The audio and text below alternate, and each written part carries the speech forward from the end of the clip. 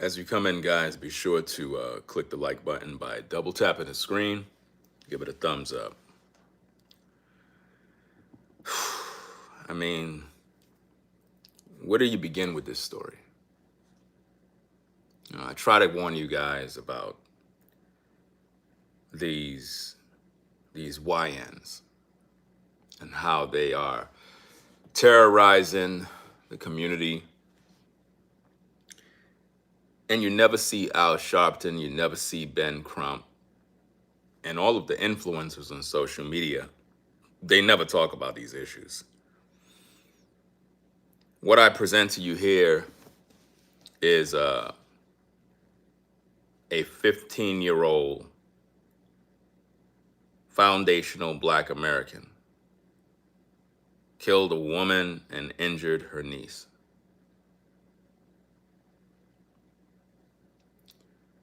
When will it stop? When will the violence stop?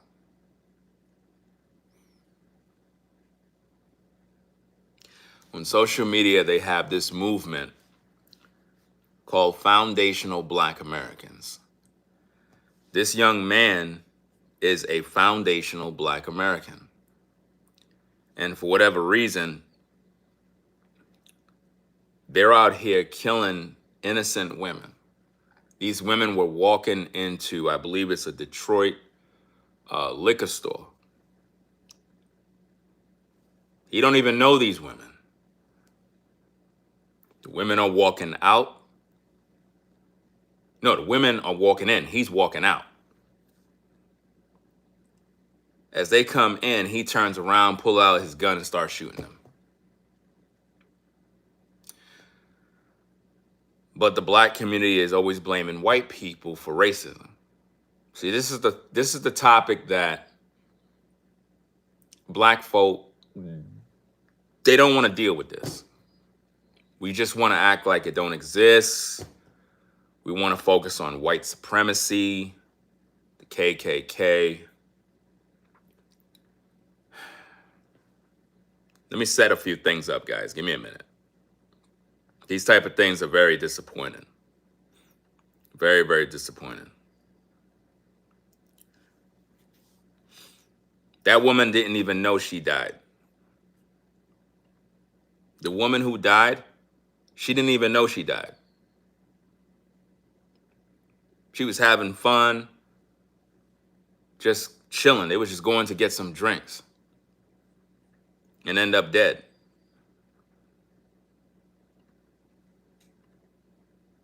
This world is sick, man. And these foundational Black Americans are out here running rampant, killing people in the community. I'm going to show you the video clip because I want you to see exactly what's going on, because I'm tired of this, man. I'm tired of the senseless killings. And then when you come to social media, you got all these hypocrite Blacks that are always saying we're brothers and sisters, man. We're not brothers and sisters, man. We out here killing each other, and we're not holding the Black community accountable. We're not doing our job. You know, who's raising these animals? Who's raising these young men that are animals? These are beasts. These are not humans, guys. Just because he's Black, that doesn't make him our people. That's an animal. This 15-year-old shot this woman to death. For what?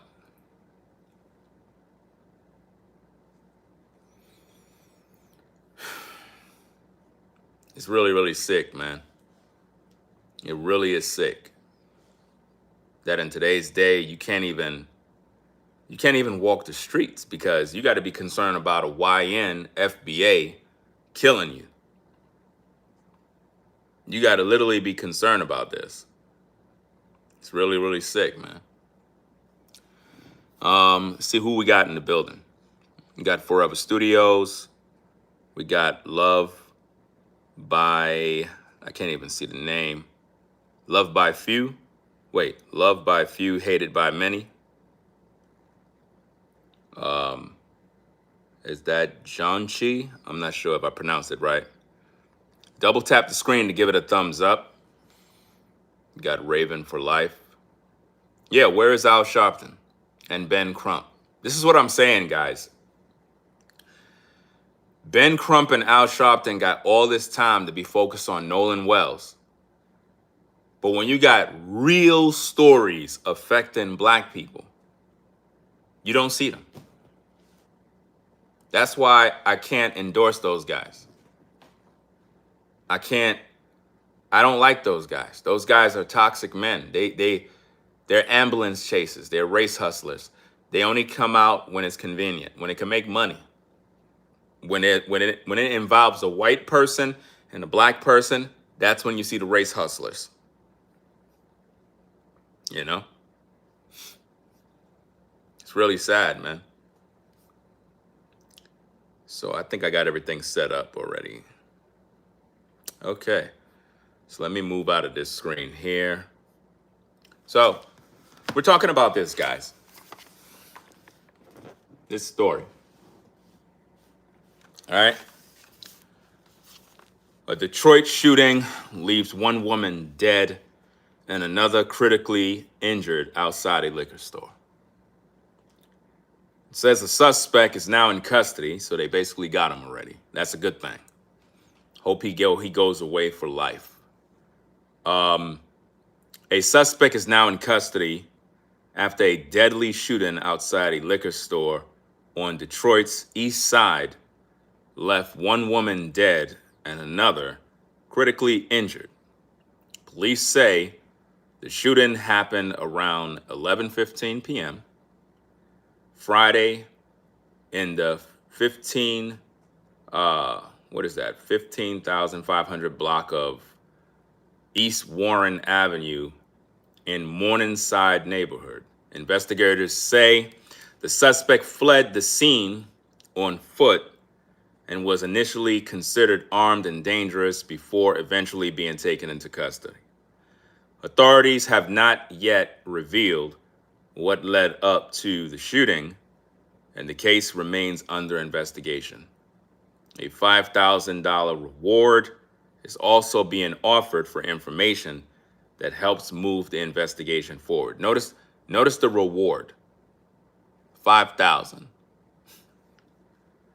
But yet Al Sharpton put up $50,000 for any information that could lead to an arrest or conviction in the Nolan Wells case. He put up $50,000.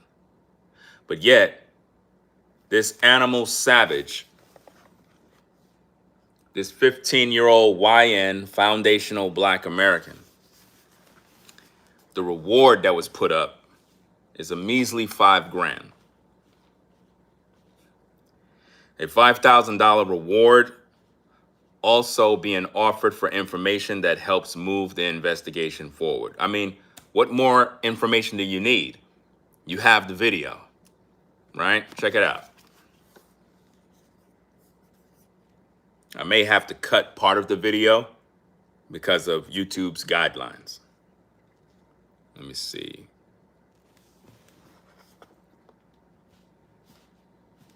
Hold on, wait a minute. That's him walking out the store?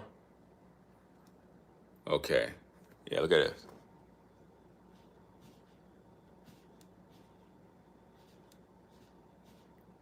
You see that? I had to cut it for a quick second, but look at him strolling.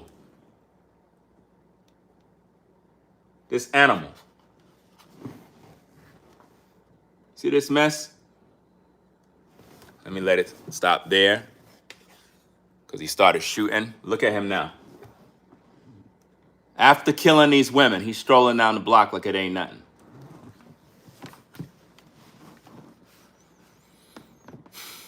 That is your typical foundational black American. Those are those guys that claim that they are the original foundational black Americans, and this is what they're doing, killing their own people. These ladies, were minding their business. And then this sicko, this animal, this piece of crap of a human crossed paths with these women as he's leaving the store. Let me see if I can blow this up.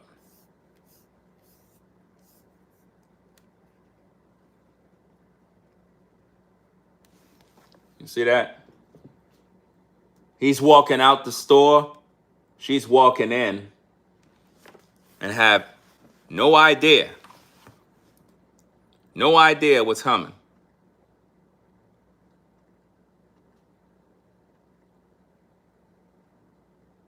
Ended her life. And yet, the black community get mad at me, guys, because I speak out against these issues. Aren't we all tired of hearing this type of stuff? These ladies didn't deserve to die, fam. I think one of them, people are going around saying two of them died. Based on what I'm seeing right now, it says one died, the other one is in serious, critical situation. But these are the enemies of the black community. And I try to make black people understand that, but it's like, y'all be wanting to focus on white supremacy. Y'all be focusing on, oh, white people are racist. I don't got no time to be talking about who's a racist when you got these damn animals in the black community killing each other. I don't got no time, fam. You need to be more concerned about ninjas than white people. These ladies couldn't even go to the liquor store to get some drinks. Instead, they walked in there and left in body bags.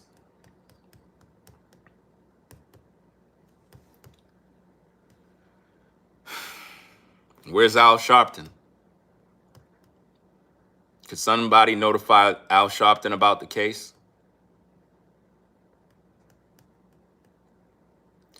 They're going around spreading a rumor saying that the boy, the 15-year-old, was walking around with his mom on some obituary thing, whatever.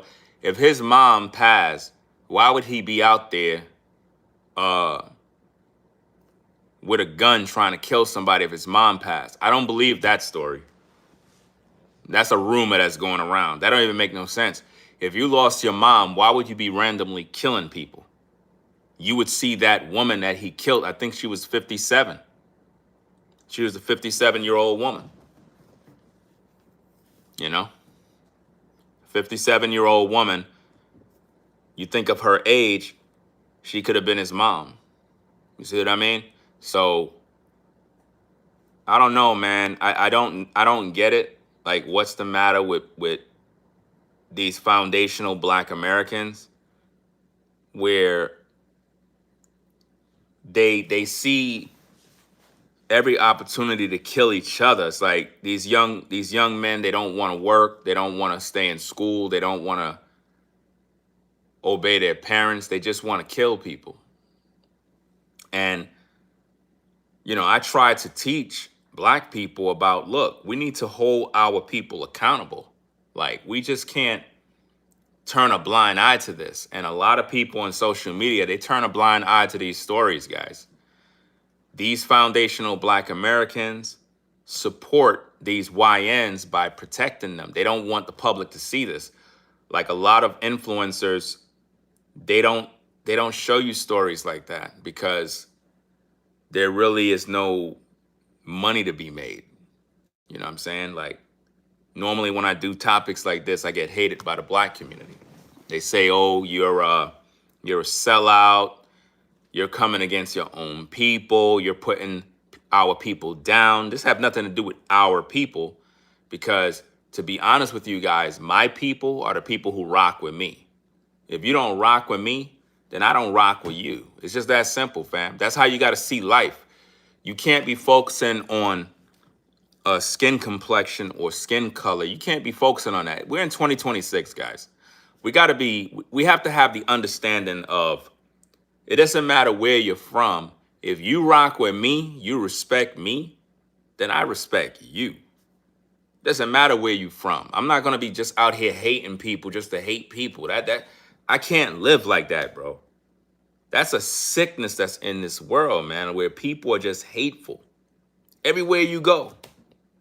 It's like nobody don't know how to be human anymore. I didn't grow up in a time like that where people were just getting randomly shot for no reason. I grew up in a time where if there was a shooting, it was an intended target.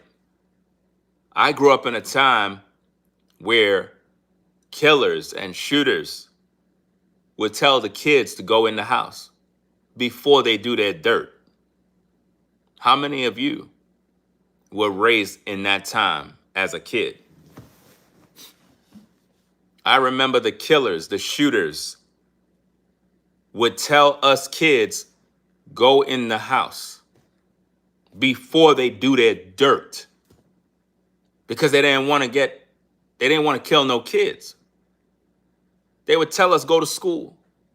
Drug dealers, the people you would consider the scum, they would try to tell us kids, don't be like them.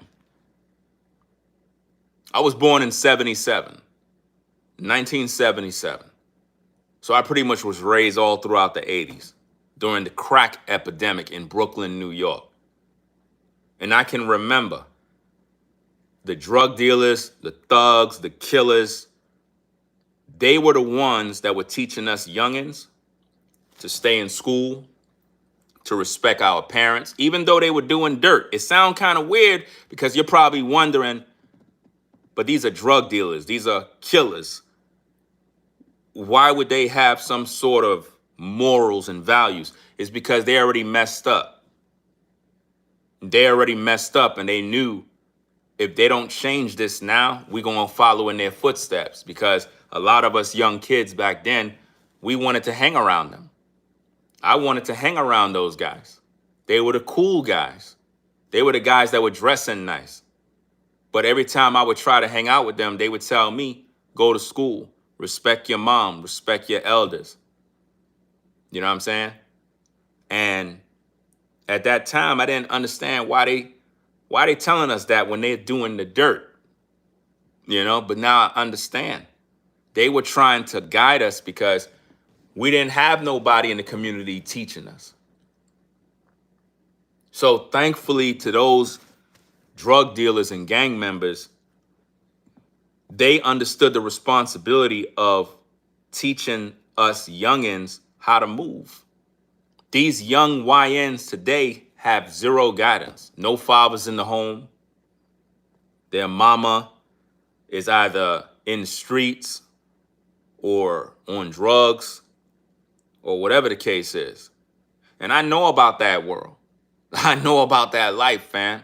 When I was a young kid, my mom was on crack cocaine, fam. See, when you folks come up here and you pull up to the live, I don't got no time to be acting like I'm better than somebody. I don't got no time to be acting like I'm perfect. I came from the crack epidemic. I was raised by a mother who was on drugs, but she was the greatest mother ever. Remember what Tupac said? That his mom was a black queen, even though she was a crack fiend. So during that time, in every household, somebody was on drugs. That's how bad it was. So I know what it's like to go through that struggle. But these youngins today, and eventually my mom got off drugs. She got cleaned up when I was about 12, 13. She had got on drugs when I was like around 6. You know what I mean? And it was a struggle, man. I've seen her go through all the mess, bro. And you know, when you're a kid, you're embarrassed because it's like everybody in the community know your mom is on drugs, and you get the jokes, oh, your mom is a crackhead. Then you start fighting people. So it's like it put you in a situation where you got to defend your mom's honor. But I always had love for my mom no matter what. She passed away due to cancer, you know what I'm saying, in her 60s, her early mid 60s, somewhere around there. And when I look at that and how the streets was basically teaching me how to stay on the straight and narrow, that is what allowed me to stay out of trouble. I never been arrested in my life. Never did no drugs, never smoked no cigarettes, no weed, none of that. Because why? The streets, even though it was bad, gave me the guidance. Today, these YNs don't got no guidance. So they're out here loose cannons, running around with guns, killing people randomly. A 57-year-old woman lost her life. Lost her life and didn't even know. All she remembers, she opened the door to go into the liquor store. And it's like once she opened that door, she didn't even know what hit her. She didn't even know what happened to her. And it's sick, man.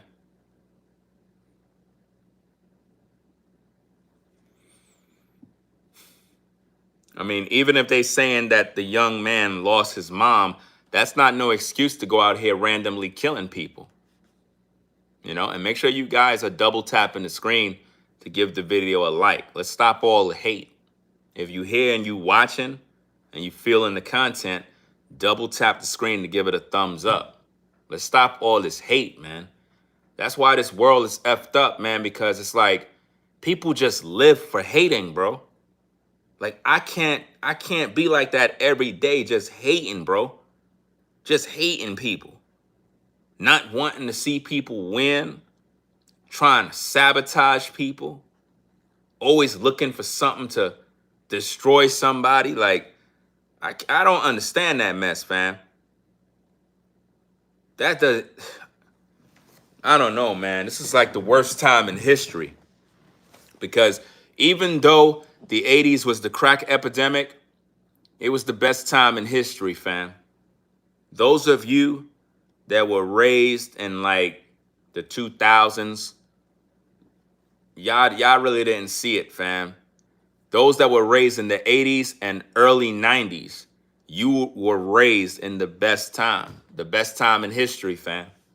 Even though you probably went through the struggles, even if you were poor, it was the best time in history growing up. We were kids. We had a kid life, a real kid life. Today's kids, I don't know what kind of life they have. You know what I'm saying? It's not really a kid life. It's like they have to grow up fast, you know? And they're experiencing things that today that is really, really bad. You know, I'm a father of 4 girls. So I got kids. And as a man, I try my best to make sure that my kids are on the straight and narrow. And they're all on the straight and narrow. All girls. And I do my best to make sure that with all the work and the energy I got, to keep them in an environment where they don't have to deal with no BS that I had to deal with. That's the goal. That's the goal for every parent. Unfortunately, for a lot of us, it's a struggle because you might be stuck. You might still be dealing with the BS. You might be stuck in the hood and the projects. And there's a lot of hate in the projects. A lot of people are hateful in the hood. Nobody want to see you leave. Nobody don't want to see you successful. You know what I'm saying? When you get out there, you start grinding, you trying to win. You got to really separate yourself from a lot of these ungodly people, man. You got to separate yourself from ninjas because they are your number one enemy in the black community. It's not the white man, man. Y'all got everything all twisted. Y'all focusing on the white man. The white man don't live in the black community. All the issues in the black community is black on black. And we got to understand that. We can't be getting offended because somebody talking about what goes on in these streets, man. If you don't save your children, they're going to die or they're going to end up in prison. That young man going to be in prison for a long time. He's going to be tried as an adult. He's done. And when he get into prison, he's going to be somebody's woman. You see how that worked? He thought he was tough. He thought he was gangster. He didn't understand pulling that trigger meant his life is done. You see? So we really need to have fathers or mentors or just men stepping up to guide these young men. I remember back in the day when I was around in my, I think my mid-20s, right? In my mid-20s, I can recall trying to guide some of the kids in the neighborhood. And I did a good job, man. I did a real good job. One of the kids that was trying to guide, he ended up dying. You know what I'm saying? But that happened after I moved out of the community. You know what I mean? I can recall about 20 kids, fam. 20 kids. I literally practically kept these kids actively doing something productive, like filming movies, learning to understand music theory. They would be playing video games. We would bring the TV outside. How many of y'all remember back in the days you would bring the television outside and y'all would be playing video games outside on a hot summer day? I would do all of this. And I kept a lot of these kids out of trouble. It's not like I wasn't trying to be like this role model. I wasn't even trying to do that. That's just something I felt I was supposed to do during that time because they looked up to me. You ever see a kid when you ever had a kid that you're just kind of living your life and one of these youngins would just kind of look at you doing your everyday thing and they just ask you a question like, hey, what's going on, man? And you're like, hey, young man, what's going on?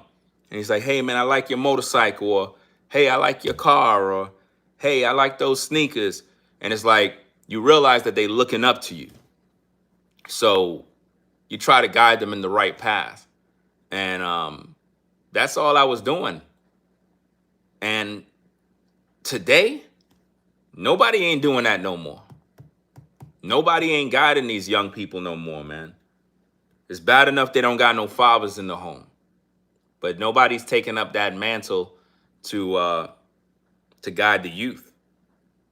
That's why I'm saying this is today. Today is a bad time. Bad time, man. Back in the day was the best time.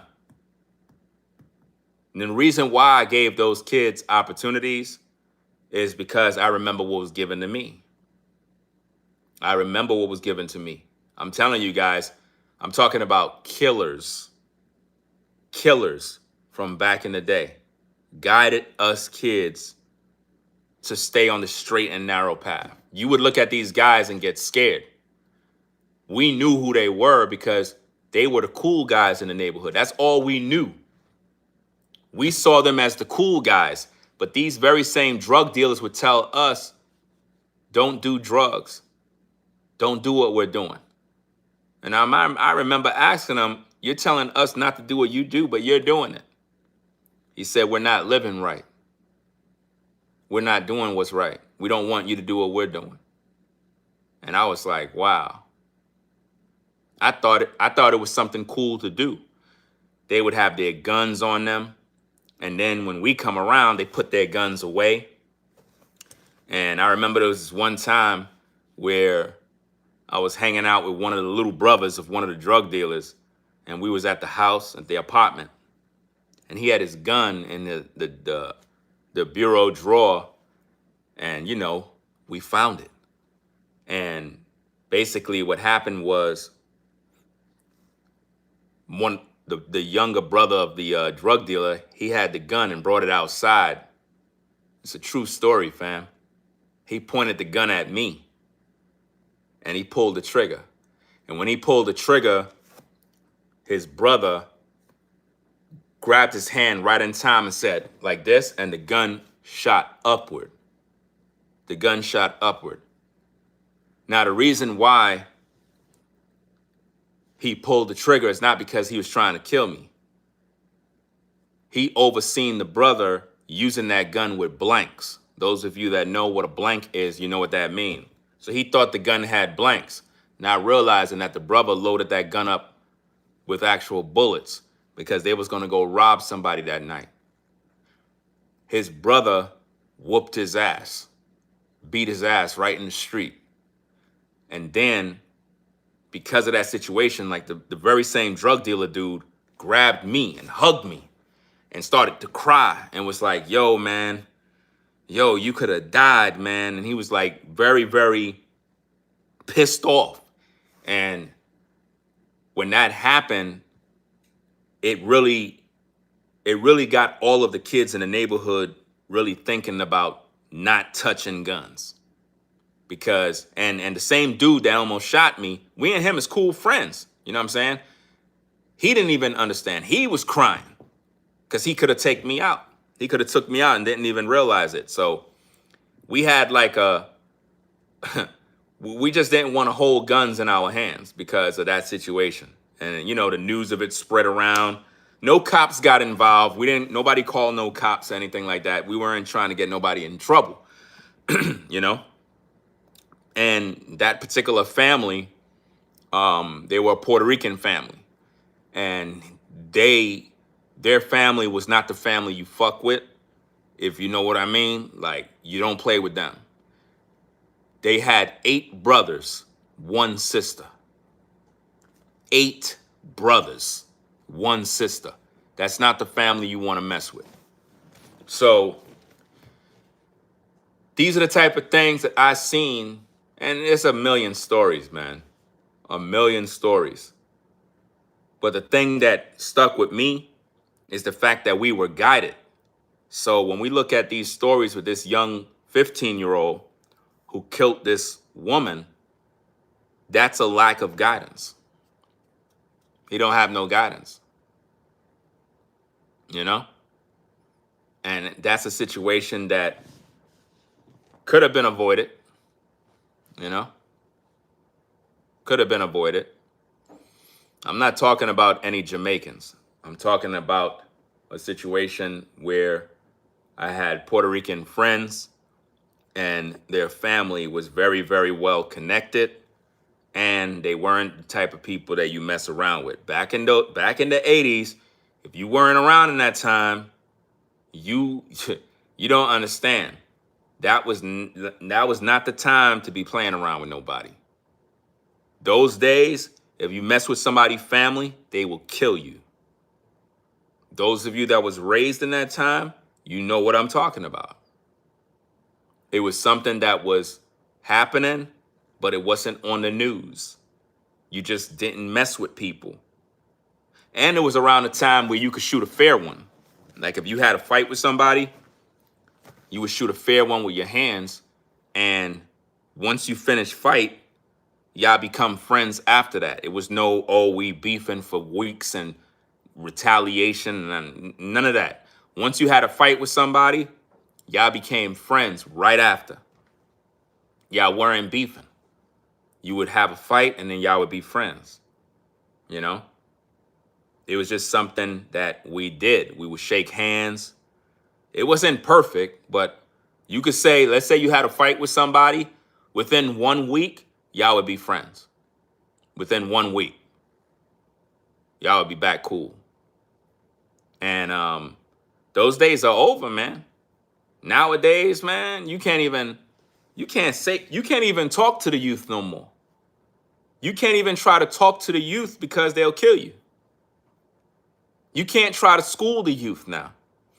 And I think that the reason why we don't have a lot of mentors and black men even stepping up to the plate to try to guide these youngins is because they just don't want to deal with the drama, man. Because some of you guys, you're not the type of guys to F around with. And if one of these YNs cross you the wrong way, you might have to put one of them down. Especially if you were raised during the time like the 70s and 80s. You ain't gonna be tolerating no disrespect and bull crap from these damn YNs who gonna think they're gonna be acting gangster around somebody that done been through all of this damn nonsense from back in the day, and you're gonna have some dumb kid talking to you crazy. You just say to yourself, you know what, man? I'm not even wasting my time, bro. Because they not going to listen to anything. And a lot of these knuckleheads won't listen to nothing. You know? It's very difficult. If you're a man and you got sons, you got to be on your son tail, fam. Like, for real, man. If you got sons, you have to be on their tail, man. Because they're a different type of species today, man. They have no concern for life. They're soulless. You got to get them when they're young and school them and give them the game. Because if you wait too long, it's going to be too late. You won't be able to save them. You know? You're not going to be able to save them. That kid, you can't save that kid. That kid is gone.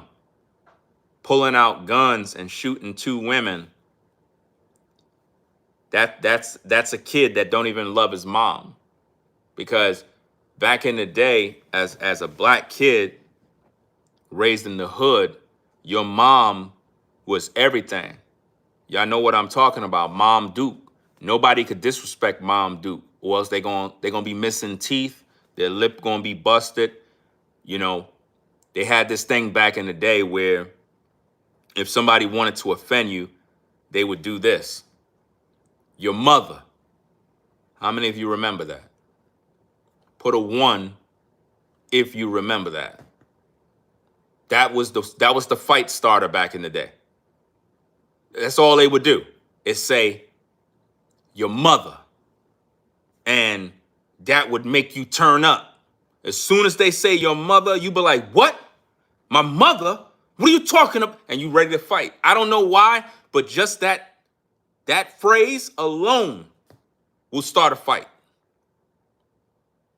So you had to be careful. Anybody that said that word back in the day got beat down. So people were very protective of their mothers back in the day. And even though we did some dirt, a lot of us had morals and values. We had respect for our elders. Of course, when we're not around our elders, we'll be cussing, you know what I'm saying, doing dirt, typical stuff. But when elders come around, we on our best behavior. We knew how to say, yes, sir. Yes, ma'am. Good morning. We had morals and values. If we see an old lady crossing the street, we helped her across the street.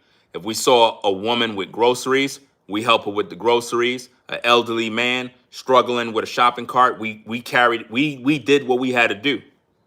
And we held each other accountable. If you see an old woman coming up a flight of steps with bags and you didn't stop what you were doing to go help that woman, you're going to get beat down. Because we looked at every woman as our mother. That is what kept us on code. And we had like a certain respect for elders. Or one of our friends acting the fool, cutting up in front of an elderly man, being disrespectful, we punch him in the face. How you going to disrespect that old man? How you going to do that? Because what that tells us, you don't got no respect for your father, for your uncle. You don't got no damn respect. And if you ever disrespect any woman, it's a problem. It's a problem. And here's another thing. You couldn't disrespect nobody's sister. You couldn't disrespect nobody's sister back in the day. If she got brothers and we find out that you trying to disrespect, bro, you're done, man. You're finished. So there was certain way we lived and we just knew how to operate. Today, that's gone. That's gone today, fam. You got YNs threatening these young girls. You got YNs out here doing dirt, beating up girls now. Because a lot of these guys realize a lot of these fathers are not in the home. I could be the most calm, cool, collected guy. You fuck with my daughters, bro. Just go dig a ditch and go inside there and just put the dirt over you. Just go do that. Because I'm not showing you no mercy. None. Do you understand? Because I'm cut from a different cloth. You don't threaten girls. You don't beat on no damn girl. You don't ever do that. You see that? So the reason why those boys, that young YN did what he did to that old woman, because he don't love his own mama. He don't have no respect for himself. He don't respect his elders. He don't have no home training. He's an animal. And I cannot stand these YNs, bro. I can't stand them, fam. Because they're the toxic animals in the black community that is causing all of the problems. And nobody want to address this. Nobody want to call it out. You can't even send your kids outside to play because you got to be concerned with somebody shooting them. You got to be concerned with a stray bullet.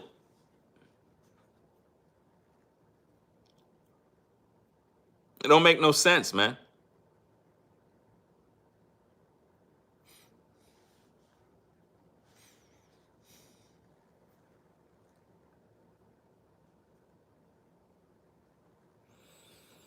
I'm going to do more videos about this because the family of the victims, they spoke out and they're hurting right now. They're going through it.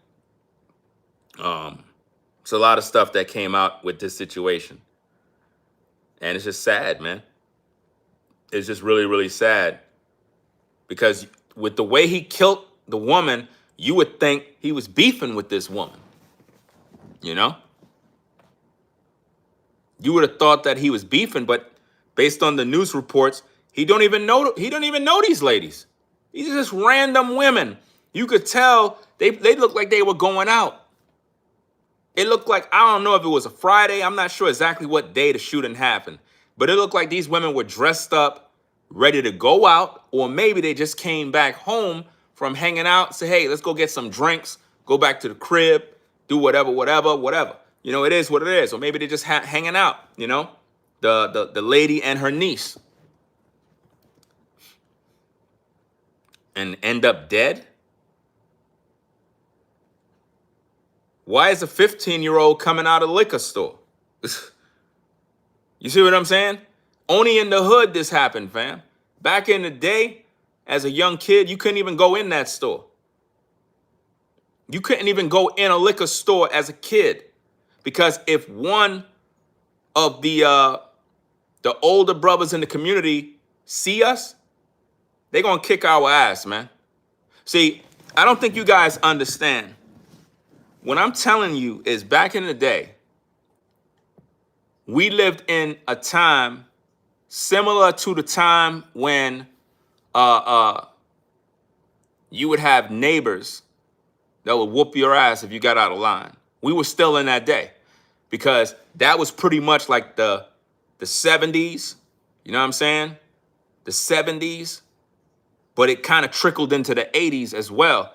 Sometimes your neighbor, if you get caught in the street cussing at the mouth, acting a fool, she would grab you and tear you up and then tell your mama, yeah, I did that because your son was in the street doing X, Y, and Z. And then your mom would whoop your ass. Remember in the scene in the movie Equalizer? You remember when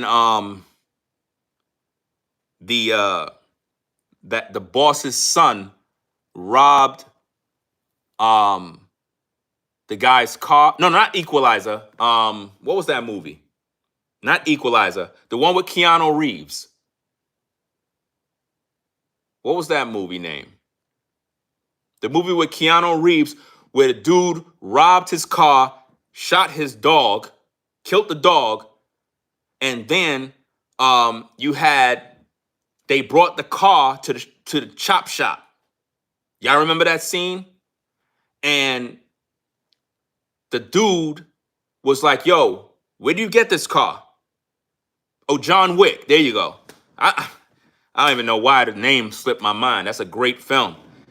John Wick, right? When the boss's son told the guy, "We own you. We own you." And he was like, "You don't own me, punk. I worked with your father."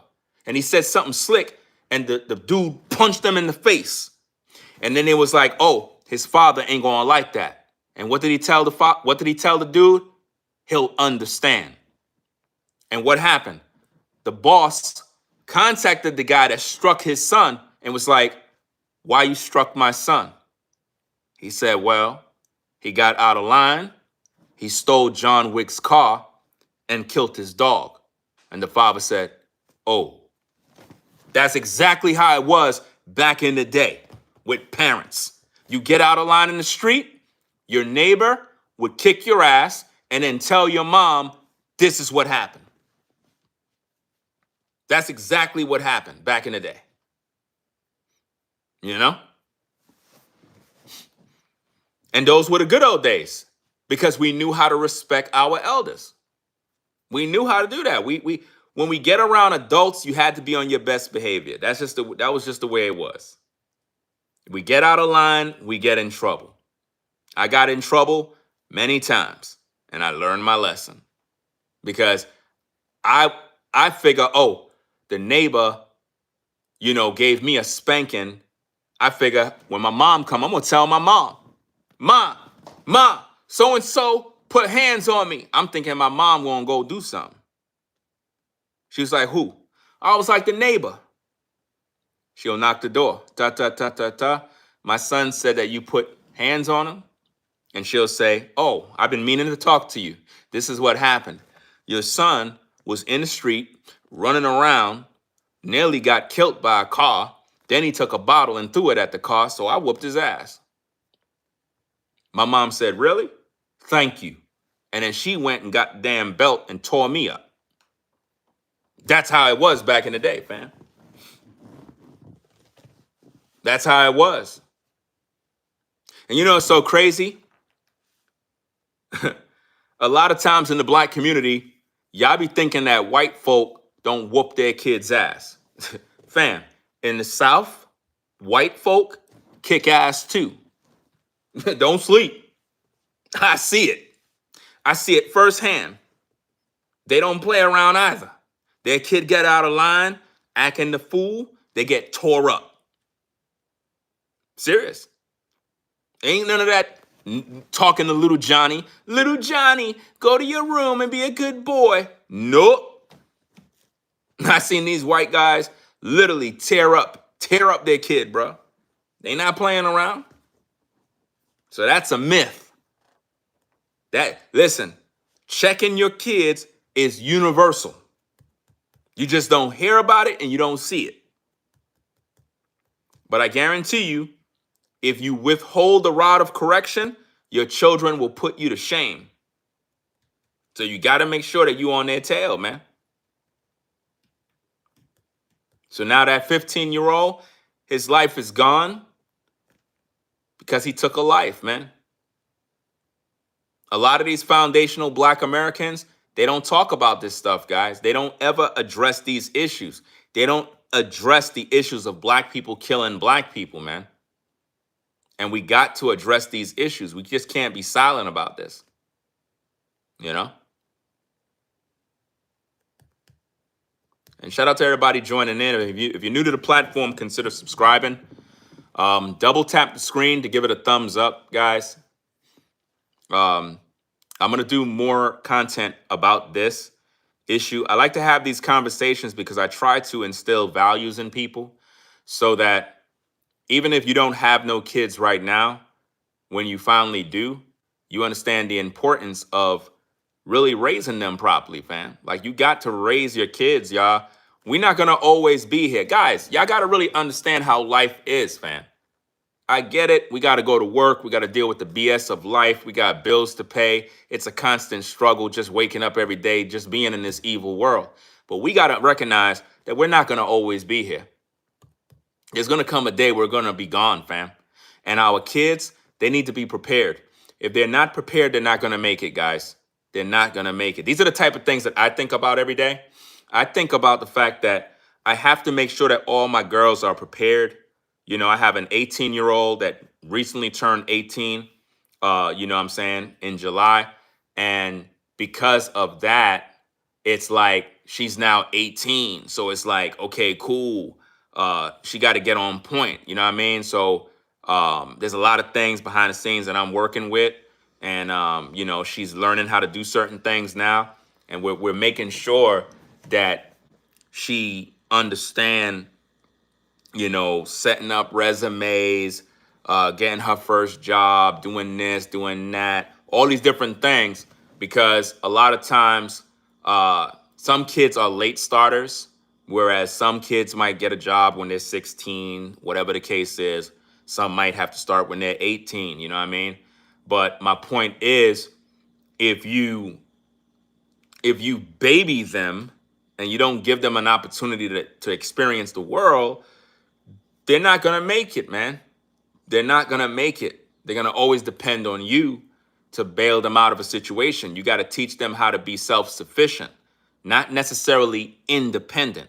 Self-sufficient is a better phrase, a better word, because it teaches them the responsibility of life, that if they want something, they got to actually work for it. You know what I'm saying? They have to earn it with hard work, but experience is a great teacher. So as parents, we have to prepare these kids. That young boy, that 15-year-old, nobody prepared him. Instead, he was learning how to do these things from other kids, other men in the Black community. That is why he became a killer. That's something that he put out there. You know? He did that because that's what he saw in the community. Kids are like sponges. They soak up everything they see. You know? So if all they see is thug music, trap music, drill music, everybody's a gangster and a pimp, then that's what they're going to grow up to want to do, because it seemed like it's the popular thing.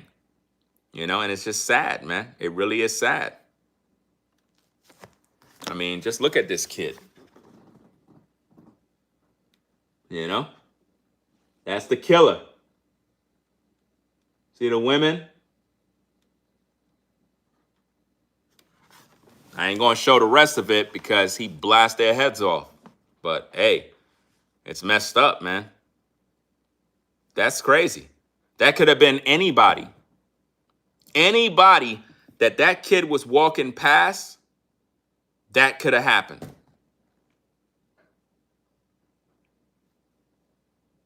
And then he just walking down the block like it ain't nothing.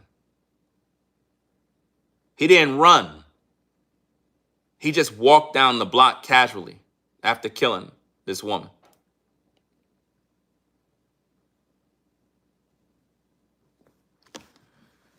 Walking down the street with flip-flops, no shirt, like a wet dog down the street. No home training. And yet these are foundational Black Americans. The ones that a lot of social media influencers defend and say these are the great lineage people that are holy and righteous, but yet these are animals that are out of control. Nah, you got to call these type of things out, guys. Call it out, man. This is sick. He opened fire on 2 women entering a Detroit liquor store, leaving 1 dead. That's sad, bro. I don't know the age of the one that got killed, but she most likely probably, I would assume, is in her 20s. I'm not sure. Look like she's a younger lady. I don't know the exact age. I'll look that up and give you guys an update. But judging by the screen, let me see. Can't really see it, but let me see. If you look, you could see the first woman, and then the second one. She appeared to be a younger woman. because that's her niece.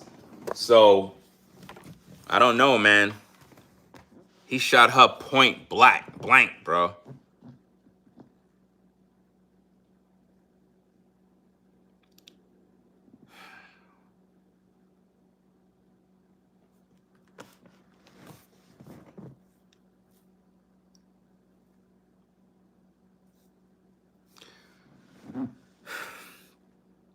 Guys, I'm trying to figure this out. These are black women. This is the black community. This animal killed a young black woman. Where's Ben Crump and Al Sharpton to address these issues? Where are these so-called civil rights leaders? Where they at? They never come around, fam. They never come around when there are real issues affecting the community, man. And y'all be wondering why other groups of people don't want to be around us. Y'all wondering why. It's not because they racist, y'all. It's not because they racist. Nah. It's because they don't want to be around ninjas, fam. That's what it is. See, you might get mad with me, but I don't really care. White people that are actually viewing, right? They can't say this because if they do, they'll be labeled a racist. But I could say it. I could say it. They don't want to be around ninjas. Not black people, ninjas. Do you understand? They don't want to be around you. They don't want to deal with that mess. They just can't say it because if they say that, you're going to label them a racist. I don't want to be around ninjas, and I'm black.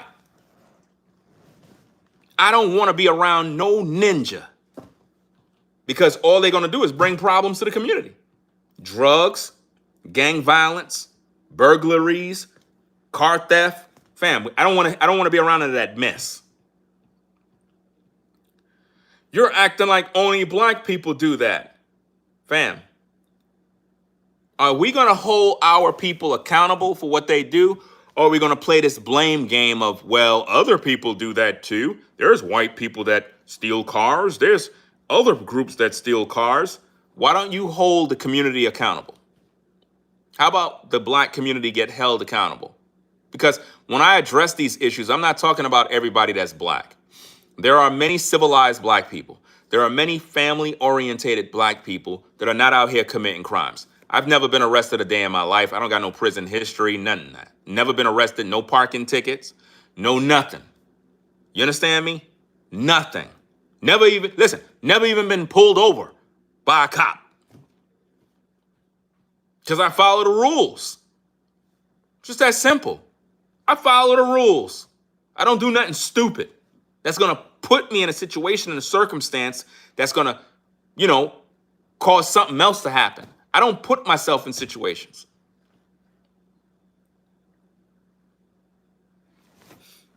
But it's like when you're a black man, you're intelligent, you get labeled a raccoon, a Sambo, a sellout. And this comes from ninjas that don't like accountability. That's where it comes from. When they look at you, they look at, oh, you think you're better than me. You think you're better than me. Listen, if I'm acting better than you, then I'm doing better than you. If I'm not acting like an animal, then I'm doing better than you. I don't walk around boasting about being better than people. But at the same time, if I'm not out here committing crimes like you, then I'm doing better than you. That's the facts of it. But I don't walk around acting like I'm better than anybody because that's counterproductive. That's why when I talk to the community, when I do my content, I'm very transparent because I want people to relate and understand, like, look, man, these are my cards. This is where I come from. These are my experiences. These are the things that I dealt with. So hopefully if somebody's viewing, they'll be like, damn, so you grew up in those conditions? Damn, I grew up in the same type of environment, Ringo. Yeah, that's crazy, man. I didn't even know that about you, bro. And then, like, when I open up about stories about my mom, and I'd be like, yeah, you know what I'm saying? My mom was on drugs when I was a kid. When I talk about these issues and I'm transparent with the viewers, I'm trying to let the viewer understand, like, look, man, this is something that a lot of people were raised in. You would be surprised how many of my viewers, maybe their pops is on drugs. Maybe he was an alcoholic.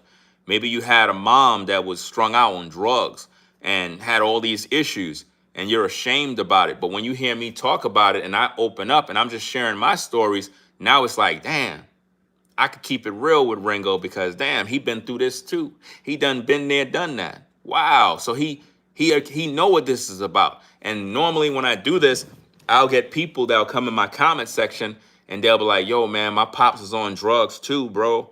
And yeah, man, it was crazy. Why they open up? Why they sharing this? You know why? Because they can relate to it because they listening to me. I'm allowing people to be free so that they can speak and just be themselves, man. Too many people are walking around acting like something they not because they trying to impress people. I don't got time for all of that mess, fam. I'm not here to try to impress nobody, fam. I'm just trying to live my life, do what I got to do, take care of my kids. And as long as I do my job, then, you know, I accomplish what I was born to do. You know, I think that's the goal all of us as parents should be focused on, is raising our kids to the best of our abilities. You know, no matter how hard it is, we just got to be motivated and not let our kids become like this 15-year-old that's killing people. So if you got sons, you really need to talk to your sons, man. Like you guys have to really, there's still time. You know what I'm saying? There's still time. If you're a father and you got boys and maybe you weren't there, you know, maybe you and your old lady had issues and you weren't really there for your son. Maybe you did a bid in prison and you came out, your son is a little older and it's kind of difficult to reach the boy. It's kind of similar to the situation with that film where you had Nipsey Hussle in the movie. I forgot the name of the movie, but it was a situation where the father, I'm not sure if it was Animal, but for whatever reason, you had a dude, he went to prison, and for whatever reason, the son, which was Nipsey Hussle, he went to prison too. Then you had the other dude, what's this other dude name, man? Damn, he be on that podcast, the $1 million worth of game. What's that other dude name? He was an actor in the film. In the end, they both found out that they were brothers. You see what I'm saying? So that's okay. Gilly the Kid. Okay, cool. Appreciate it. So you had Gilly the Kid, you had Nipsey. They were basically brothers at the end of the movie. They didn't even know, but they were trying to kill each other. You see what I'm saying? But the father was trying to put game in his sons because he knew that if he didn't get them the game, they're going to walk down that same path. So when the end of the film, when them two brothers was fighting, he came in and he told them, he was like, yo, you're my son. This is your brother right here. And when they found out that, yo, hold up, we both have the same pops. This is our pops. All of a sudden, they're not enemies no more because they realize it's a bigger objective in life, meaning we can't just sit here killing each other now. And that's what's going on in the black community right now. Sometimes you got situations, and this is happening, man. This is what's so scary about it. In the black community right now, you have situations where you have YNs killing each other and their brothers. They don't even know. You got YNs in the black community that is beefing with their ops. They don't even know. The op is their blood brother. They got the same father. They don't even know. But they beefing. I've seen stories like that, fam. Real life situations of two brothers killing each other. They didn't even know they had the same father because their mama was in them streets. Their mama was in them streets and they don't even know that the father they have the same father.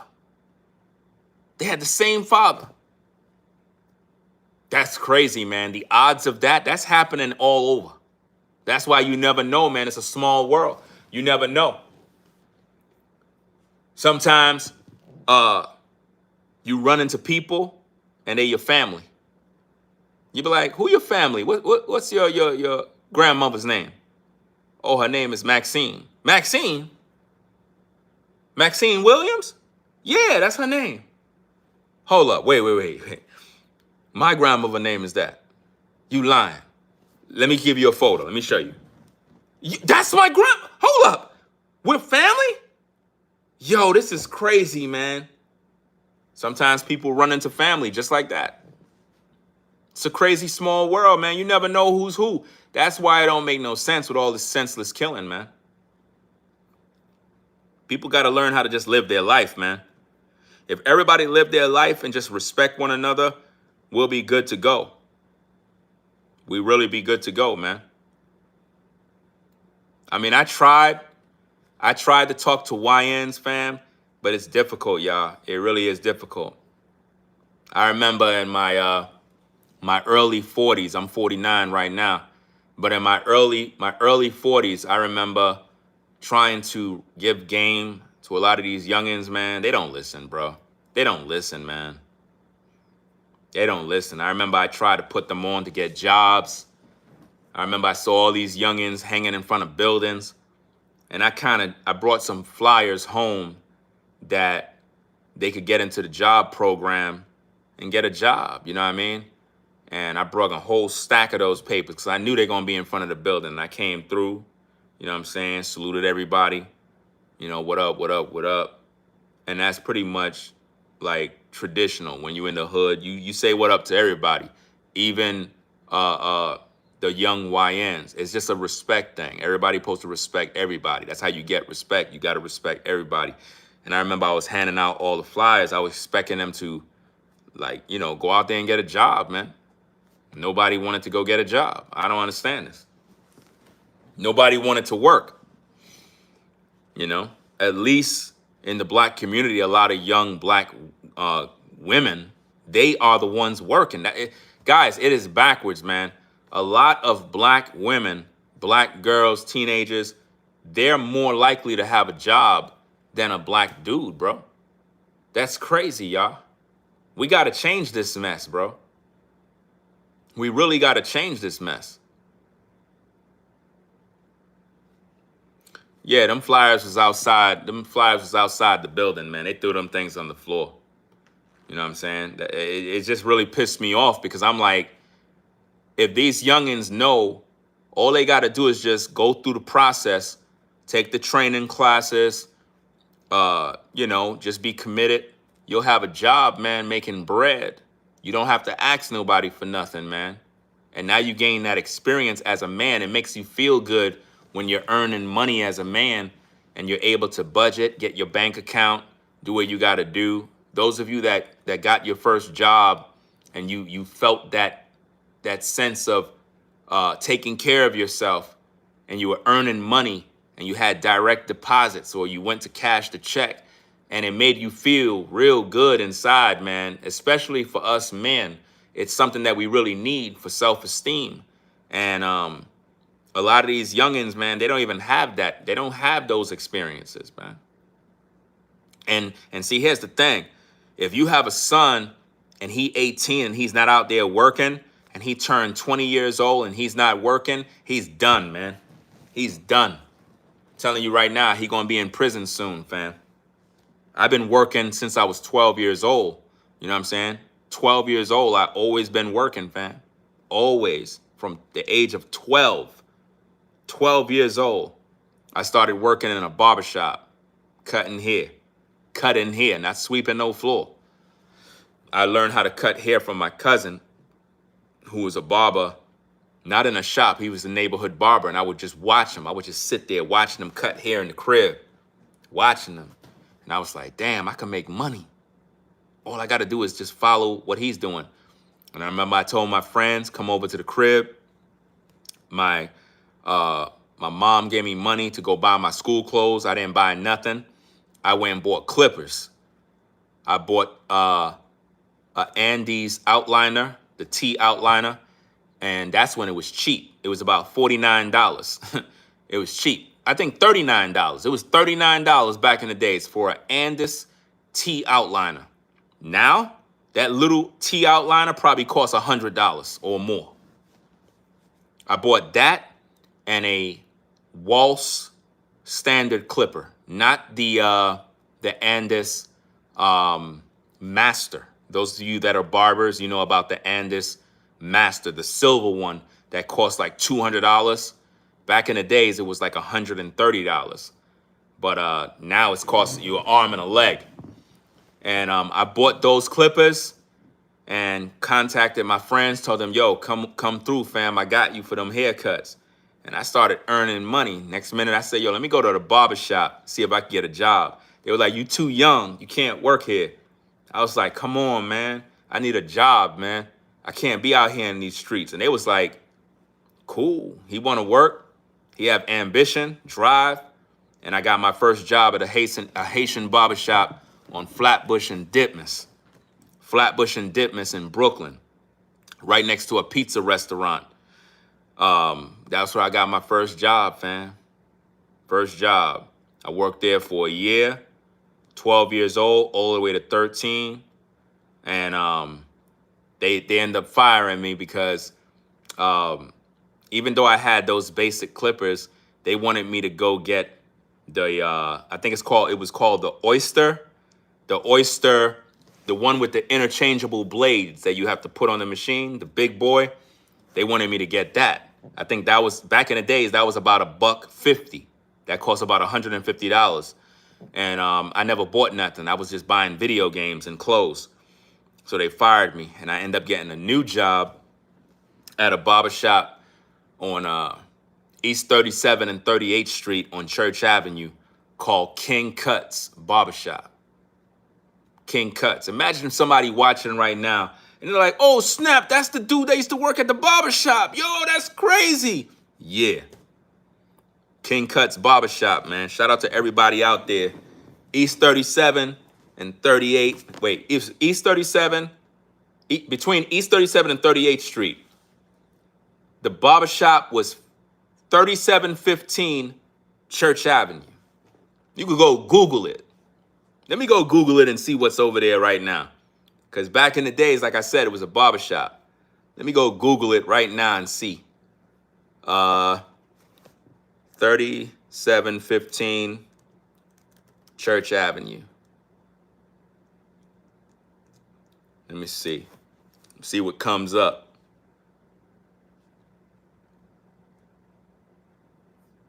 See if I can find what's going on. 3715 Church Avenue, Brooklyn, New York.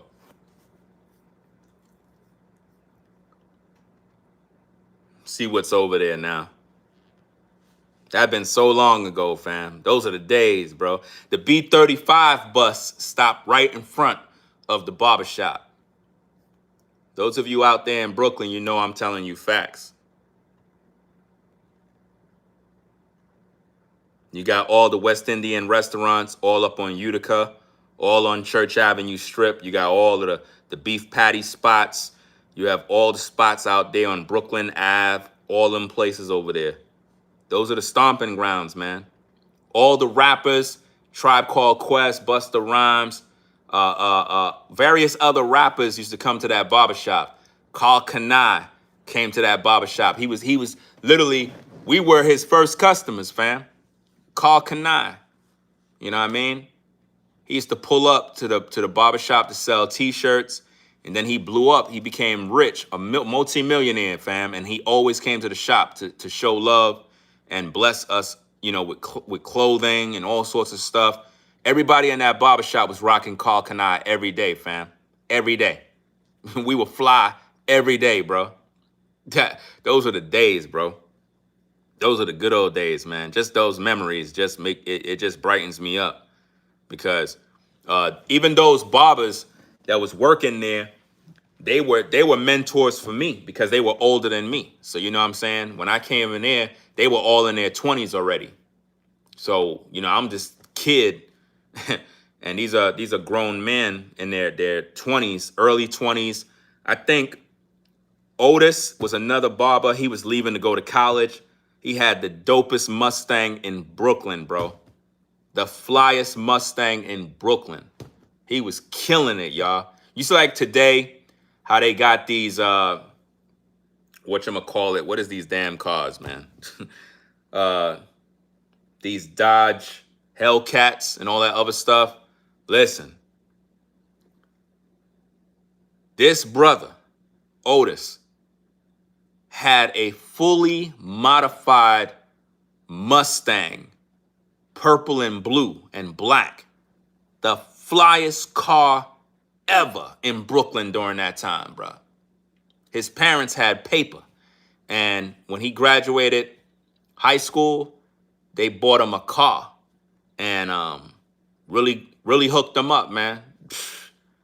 Man, I think I got old video footage of that car. I don't know. Once I find those tapes, I might upload it. The quality is kind of poor because it's back in the day video quality. But man, when I tell you, that car was the thing, bro. That was the flyest car ever, bro. Let me see. Dun, dun, dun.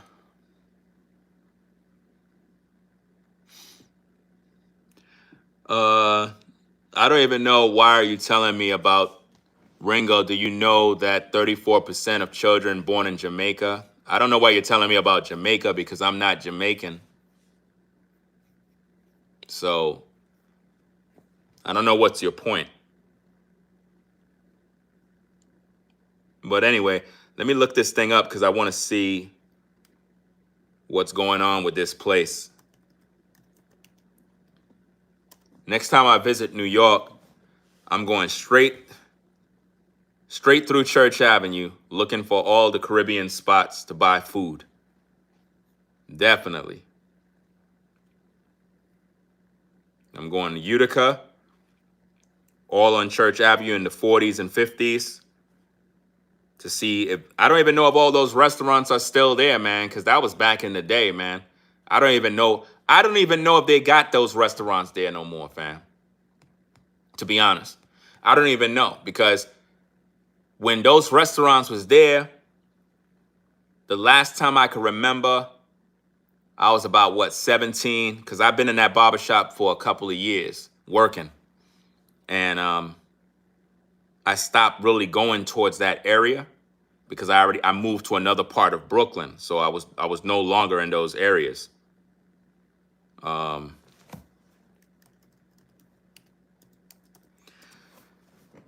Okay, let me look this thing up. I want to see what's over there.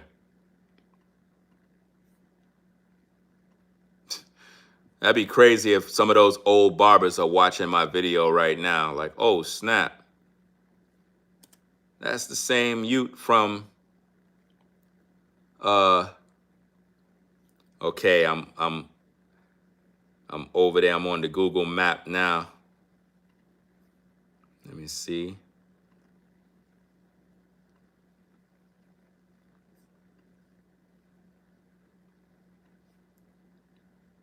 Okay. That Chinese restaurant is still there? Yo. That Chinese restaurant is still there? So they turned it into a beauty? It's a beauty supply store and a Spanish American cuisine store? That's crazy. That's wild.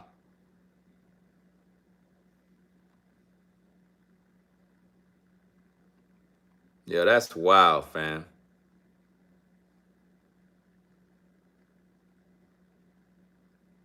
That Asian restaurant is still there, bro. That's wild, bro. That is crazy.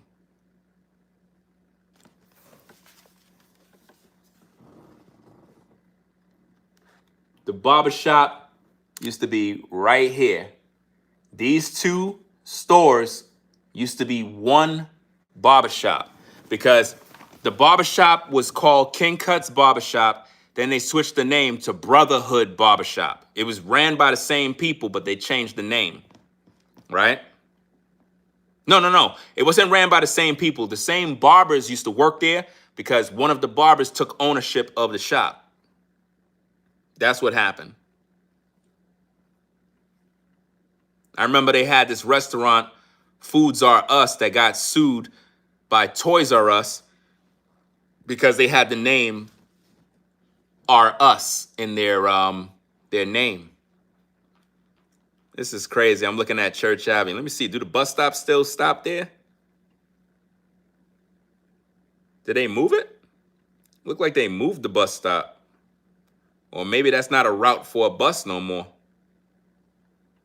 I don't even see the bus stop thing. They probably rerouted the bus. I gotta come back down to Brooklyn, bro. Let me scroll up. The bus is still there. B35. Yep. B35.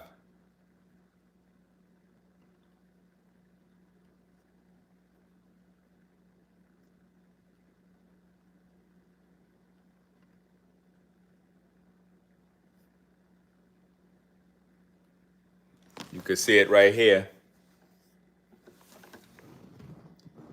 B35 bus stop.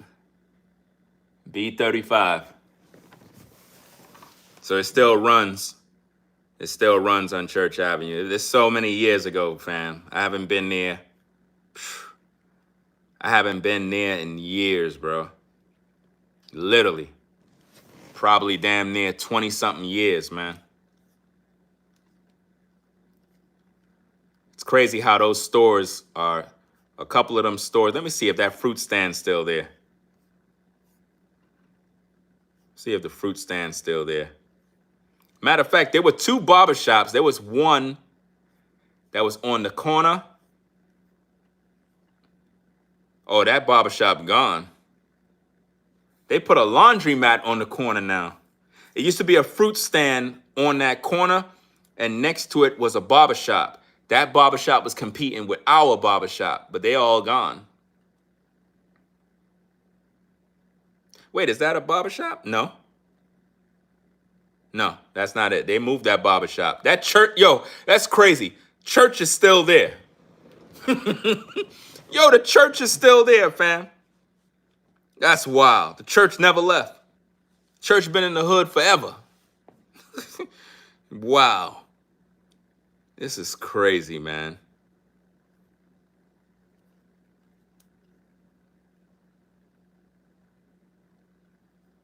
It's just nothing but West Indians. You see a Guyanese flag right there. A Guyanese flag right there. I know because my wife is Guyanese, so I know.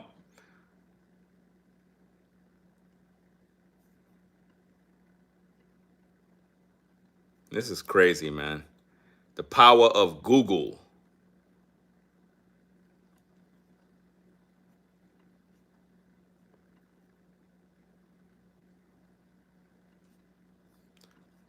Just kind of looking at the neighborhood, seeing what changed.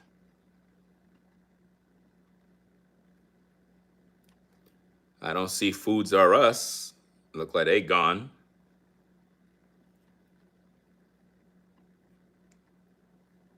So a lot of things changed, man.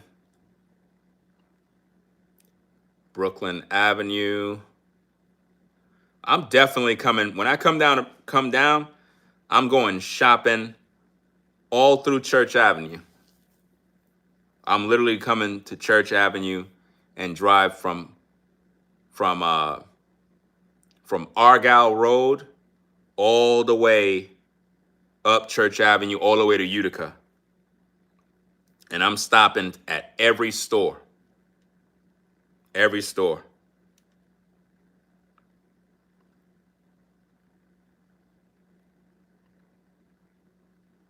And see, those of you that don't understand New York, especially Brooklyn, New York, Church Avenue is like the main, just going down that strip, that's Brooklyn. Flatbush, Church Avenue.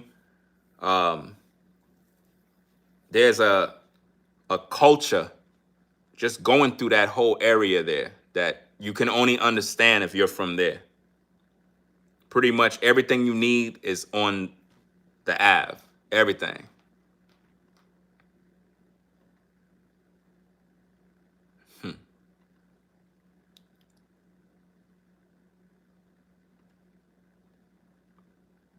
See, out here in the South, it's totally different. Like, you got to literally drive way out somewhere to get what you need, man. Out here, it's like it's always a store somewhere.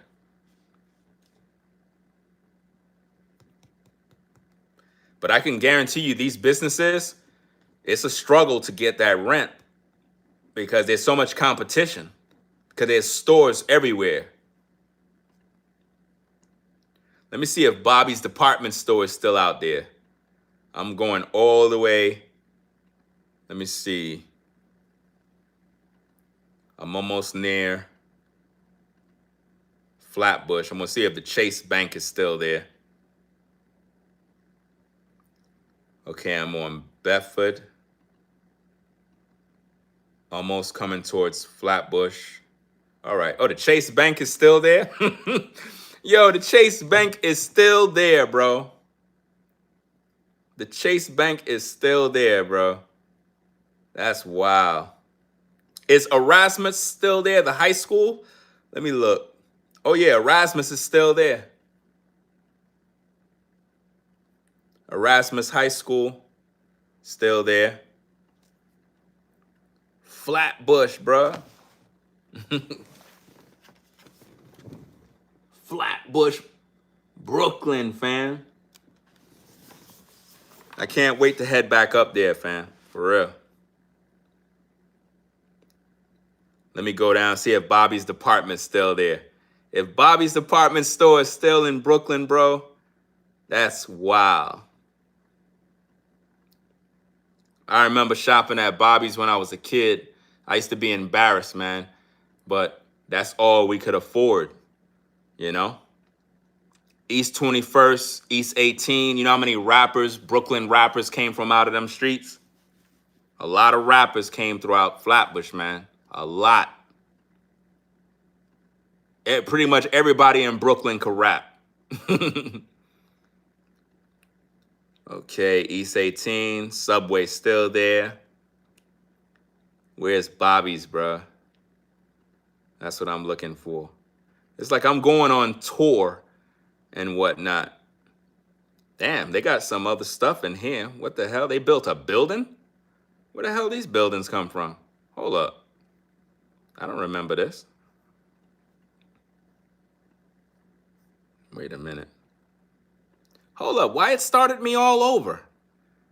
That's why I'm bugging out.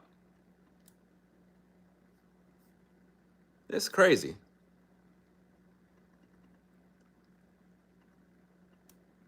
Let me just get there quick. East 18.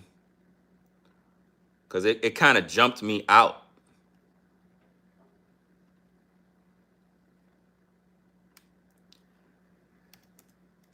East 18, Church Avenue. Okay. We back at Church Avenue. So now let me scroll and see. Don't mind me, guys. I'm just kind of reminiscing. I'm trying to see if Bobby's department store is still here. They still there? Yo, Bobby's department store is still here, bro. This is crazy. Bruh. Are you kidding me, bro? Bobby's department store is still here. This is wild. Fam, this store been here forever.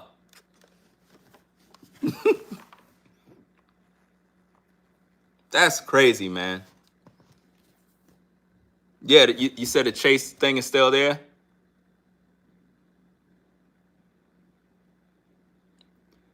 Man, yo. I can't wait to come back down to Brooklyn, bro. Can't wait. Just thinking about it, bro. I really miss that vibe, the Brooklyn vibe, bro. It's just something about Brooklyn that, uh, like nowhere else.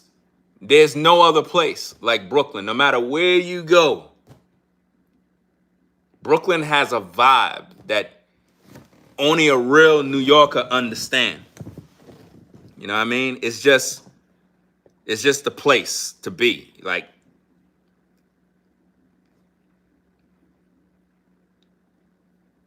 you see me get excited over this type of stuff because I know, you know?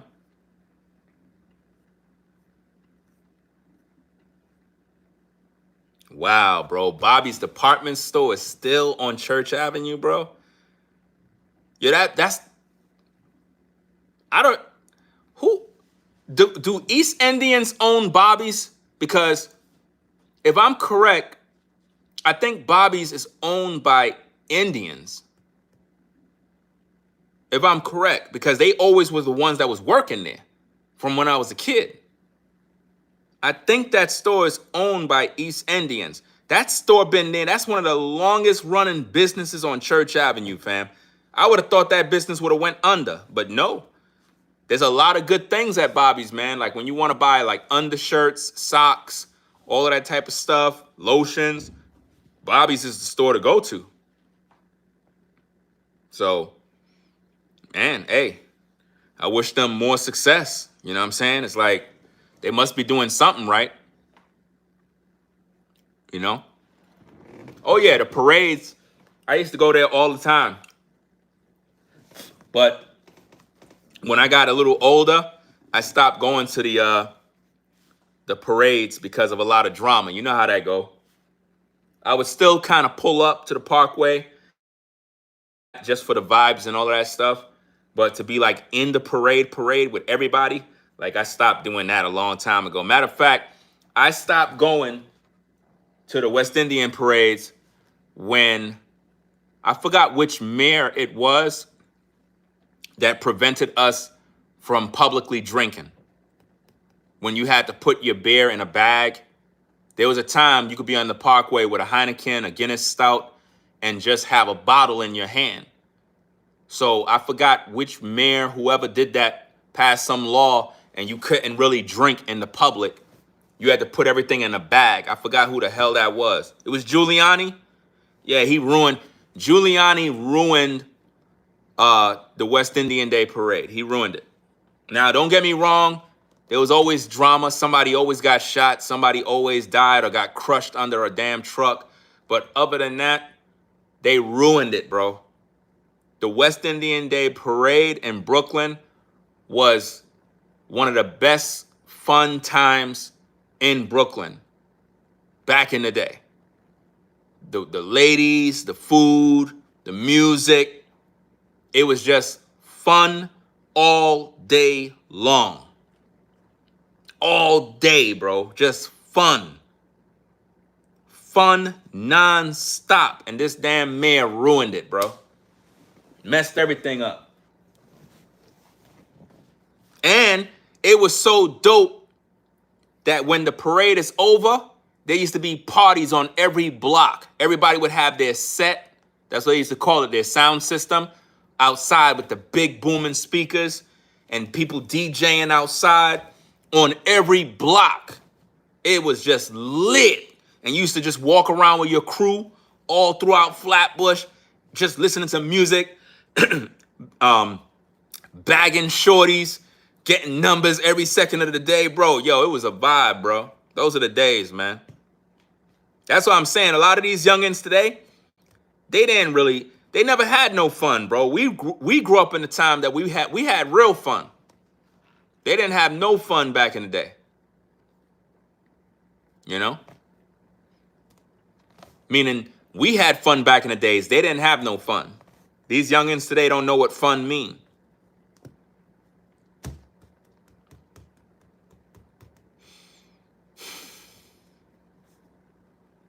And then when 9/11 happened, man, they took away all of our civil liberties, man. There was so many things we used to be able to do in Brooklyn, bro. They stopped everything, bro. They made it to the point where it just ruined Brooklyn, bro. You couldn't even do certain things no more. Things got strict. But at least we were able to experience the good old days, and we're able to live to tell the story. You know? Everything was good back in the days. Pizza was good back in the day. You had chicken spots all throughout Church Avenue, Flatbush. Man. One of y'all mentioned some spot, and it kind of rang a bell with me. I'm trying to see if I can remember it, because they had some good chicken spots, bro. That's why I keep saying, man, if you ever visit New York, be prepared for having some of the best food. The best food, man. You're going to find it. They got a lot of restaurants, man. A lot of places. And I'm not just talking about West Indian restaurants. You got a lot of different restaurants from different ethnic groups all over New York, bro. A lot. With a lot of good food, fam. A lot. You'll love it. You will love it, bro. That's why I don't understand when people visit New York. It's like they always go into Times Square. You got to go into the hood, bro. That's where you're going to find the real food, fam. I'm telling you. You visit New York, you got to go through the hood. You got to ask around. You got to ask the locals. But like, yo, where the food at? Don't be afraid. Don't be scared of nobody. You know what I'm saying? When you come to Brooklyn, when you come to New York, it's all about respect. If you respect people, they respect you. That's just the way the vibe go. If you on that, oh, I'm better than you, disrespectful, then you're gonna have a problem. But if you come there and you treat everybody with respect, be like, hey, how you guys doing? Could you guys let me know, like, where do I go to find the good food? Once you say that to anybody in Brooklyn, bro, be prepared to have a pen and a pad because everybody gonna tell you where the spots are. Be like, oh, for food? Bro, you gotta go down so-and-so. Yeah, they got this restaurant. Matter of fact, not only that one, you got to go over here. You got to go there. They're going to give you a whole map on all the spots. It's crazy, man. So salute to everybody that's in New York, everybody that's in Brooklyn. Hey, some of the pizza restaurants in Brooklyn that's really, really good, that I can remember, and again, this is years ago, so I don't know what's really popping right now, but back in the day, Ditmas, Flatbush and Ditmas, right next to that barbershop, the Haitian barbershop, they had a pizza shop there, fam. When I tell you, A1 pizza, A1. Another spot, this is in, where is it? It's in It's in Brownsville? It's in Brownsville, Brooklyn. Pitkin? Is it on Pitkin Avenue? I think it's on Pitkin Avenue. Yeah, Pitkin Avenue. I forgot which project that is, man. It's right around somewhere near Brownsville projects. I'm not sure if it's Glenmore houses or Ceflo houses, because I worked in that area when I was with that agency, and it's a you know where it is? Okay, where's that? Damn, I'm trying to remember the project name, fam, because I worked at all those projects. Damn.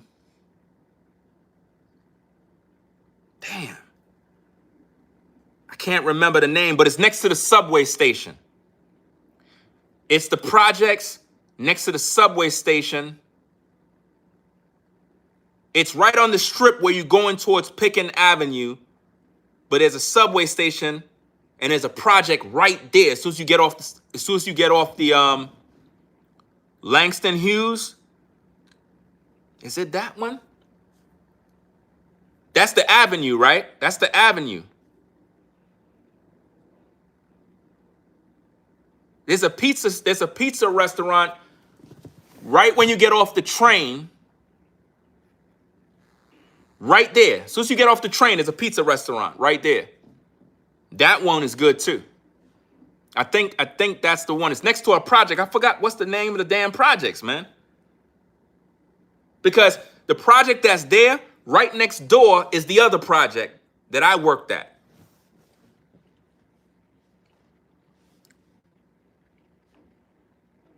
Because I worked at Brownsville, Glenmore, Cephalo houses, and what's that other project, man? That's another one. Right across the street from Brownsville projects, there's another projects. Damn. Is it Van Dyke? Van Dyke? I'm not sure. I think it's Van Dyke houses too. Is Van Dyke? Wait, Van Dyke. It's like the names is slipping in my mind because it's been such a long damn time, fam. You got Brownsville, then right across the street, I think it's Van Dyke. I think it's Van Dyke.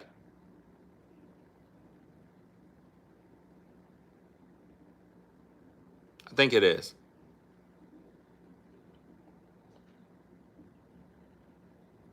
But anyway, that area in Brownsville, they got a lot of good spots out there, man. A lot of good food spots and whatnot.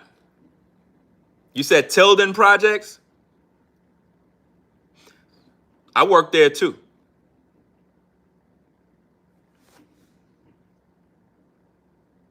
I worked in all those projects in that area, all of them. You even had the senior citizen project up there. I think when you go past Van Dyke, you go all the way up. I think it's called, I'm not sure if it's Woodson. I'm trying to remember the name. Is it Woodson? I'm not sure. But there's a project back there and it's purely senior citizens. It's a project and it have nothing but it's around Mother Gaskin, I believe it is. I forgot the name of it, but it's a senior citizen building where there's a lot of elderly people in that particular project. I worked there too, all of them. You know what I'm saying? But that area over there, even though it's the hood, I'm telling you, man, when I was working in that area, it's just something about the Brownsville area that is just Brooklyn all day. Even if we got issues, even if you got drama or whatever the case is, it's just something about the vibe, bro. You know? I think that's what it is about the hood that a lot of people don't understand. Like, even though you might have, you know, drama, there's going to always be drama, but the environment, it has this energy that you can relate to, if that makes sense. Meaning, while people talking ish about, oh, you in the hood, da, da, da, they don't understand that even though you in the hood, you love the hood, if that makes sense.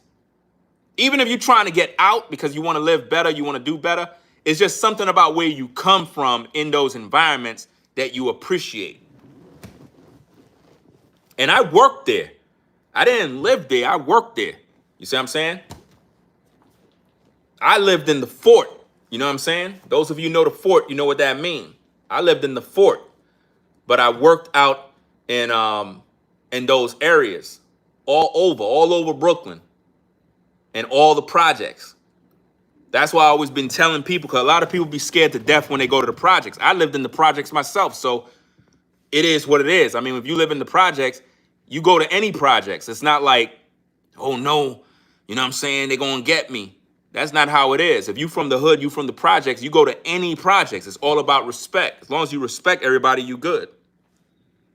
You know, like when I was in When I was at working at Sumner Houses up there in Bed-Stuy, Brooklyn, I was in that area, and that's how I learned about that webisode with the brother that passed away.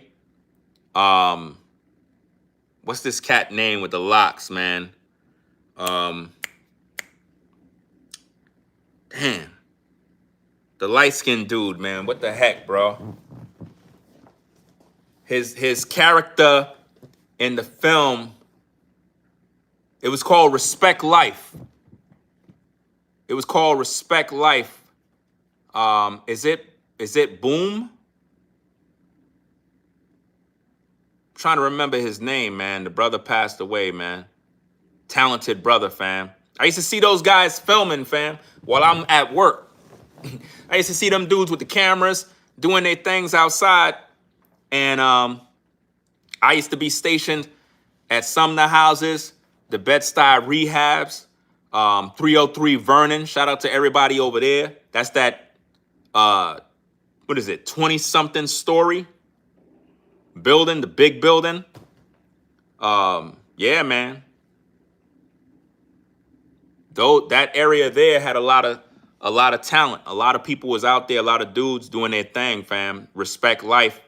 I seen all of those brothers out there filming, doing their thing. You know what I mean? I think Roosevelt Houses is out there too, but that's way down. I think they out there too. I had worked over there. I worked all those projects, all them projects in Brooklyn. I worked at all of them, man. I hated working at Marcy Projects, bro. Much respect to everybody at Marcy, but I hated working over there, bro. I hated it, fam. I hated there, bro.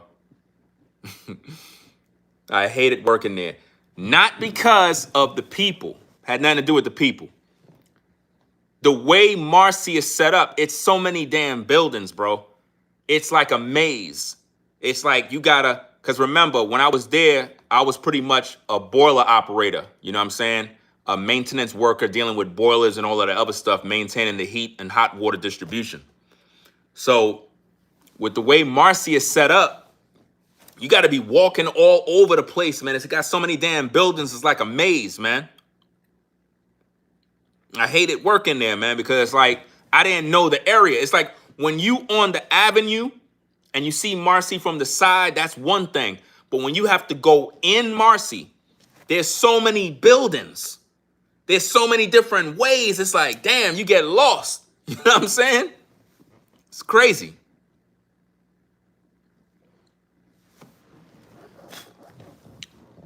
So I could never live in no other state than New York. Hey, it is what it is. I mean, I'm 49, so you know what I'm saying? I wanted to pretty much move out to the South and give my kids a different type of lifestyle and so on and so forth. But like you said, ain't no other place like New York. That's a fact. That's a fact. You know what I mean? It's just that everything is expensive as hell out there. You know what I mean? If you could survive in New York, you could survive everywhere. Even in the projects, everything is expensive. And if you got a car, forget about it. Insurance is the highest. You know? See, at Marcy, I don't know if they fixed the rat problem, but in the basements, right? In the basements in Marcy, they used to have all the dirt, right? Like just dirt and have it's just a rat pit.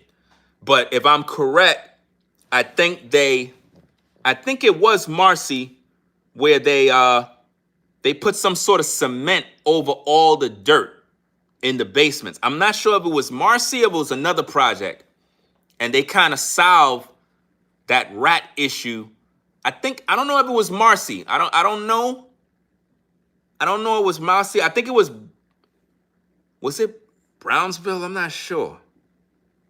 Cause it made it better for us workers because when we had to go into them basements, bro, man, You got to crawl through rats, bro. No cap. Rats, water bugs everywhere. That's how it was. I mean, I wasn't scared of none of that stuff. Once I'm suited up, booted up, I ain't have no problem going into them crawl spaces. But trust and believe, bro, it's like 1,000,000 water bugs in the basements. Millions. Rats are everywhere, and they don't run. The rats are everywhere. Big rats, like cats. Big rats. Them Brooklyn rats ain't no joke.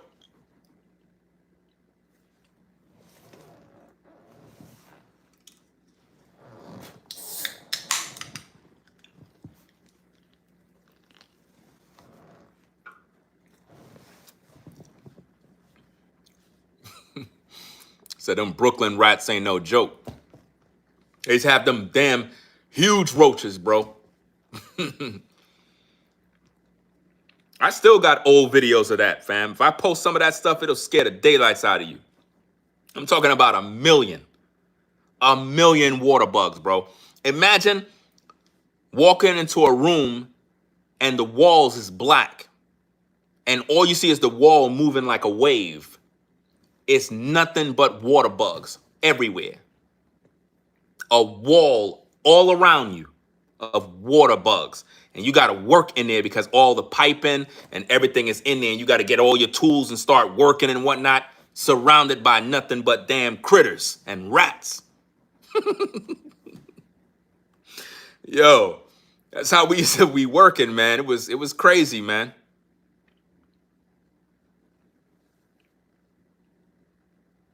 I didn't mind doing that kind of dirty work, bro. Not everywhere was like that. Certain developments was horrible. Certain developments was nasty, bro.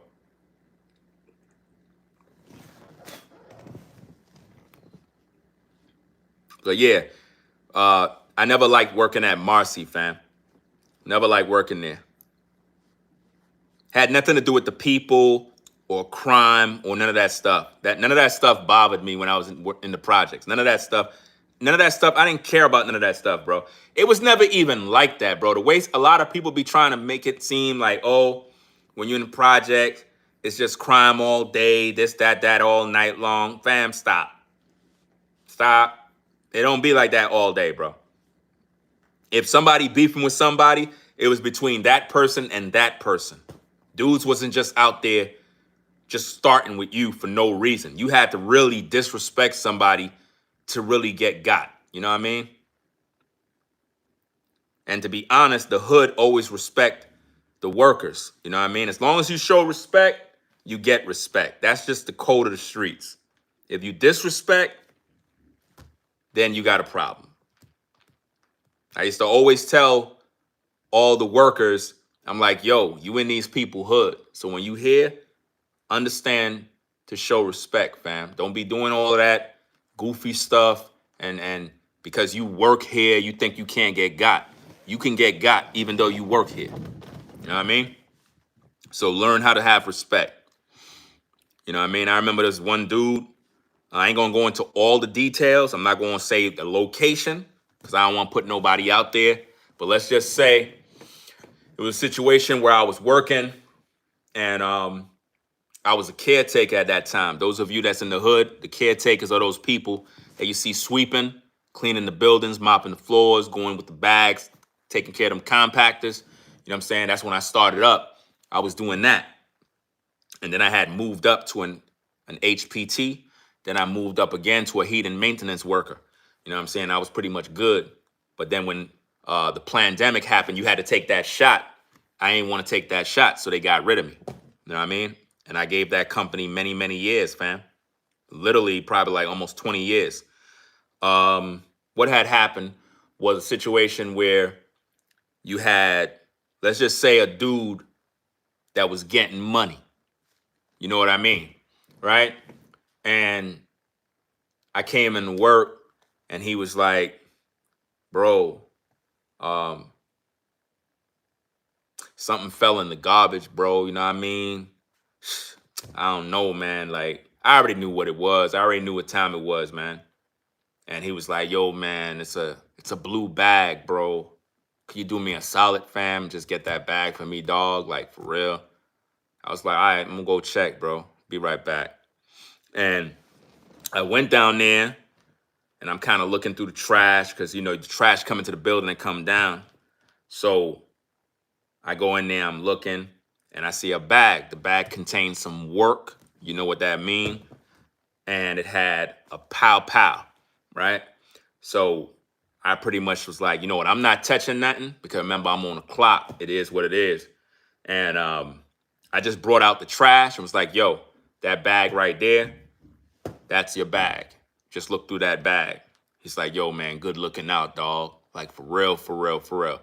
From that day, because of that situation, I remember he had told me, he was like, yo, bro, you have any problems with people doing dirt in the building? Like, because we used to always have this issue where people would piss in the damn elevator, bro.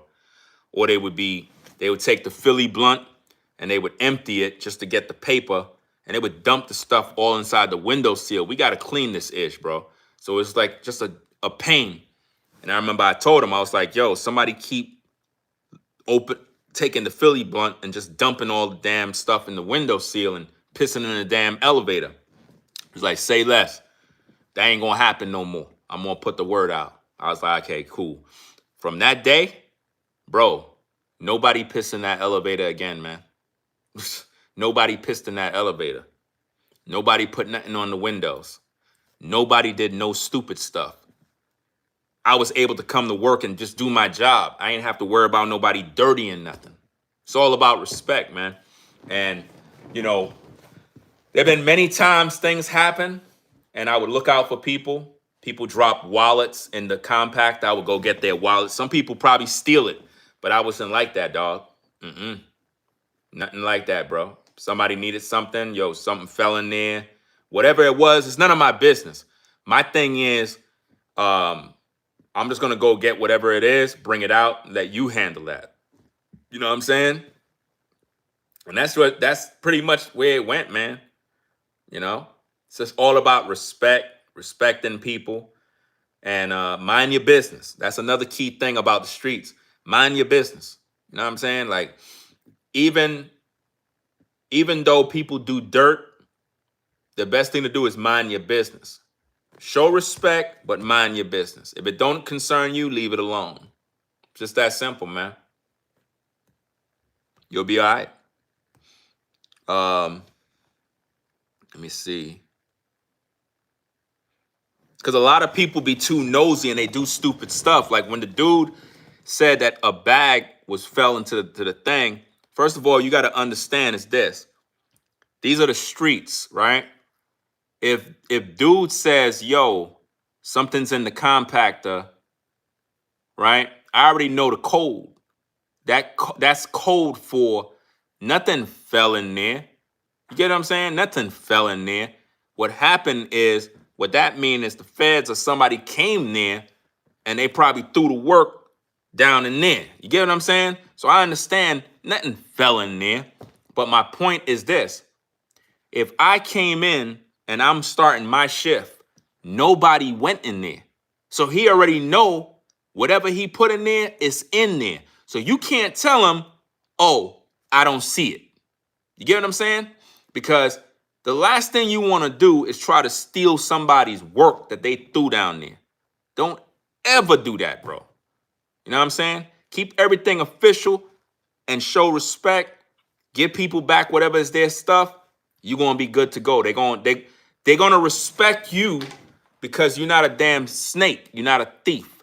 You know what I'm saying? So the way I looked at it is they know the timing of when somebody pick up the trash.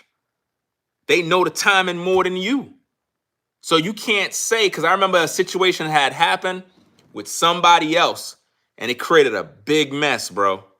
A big mess. Now, in this situation, it didn't involve no work or none of that pow stuff or anything of that sort. This was somebody's kid took somebody's wallet that had all their money, their credit cards, all that stuff, and they threw it in the hopper. The person asked another worker, could they go in there and retrieve it? They said it's in a yellow plastic bag.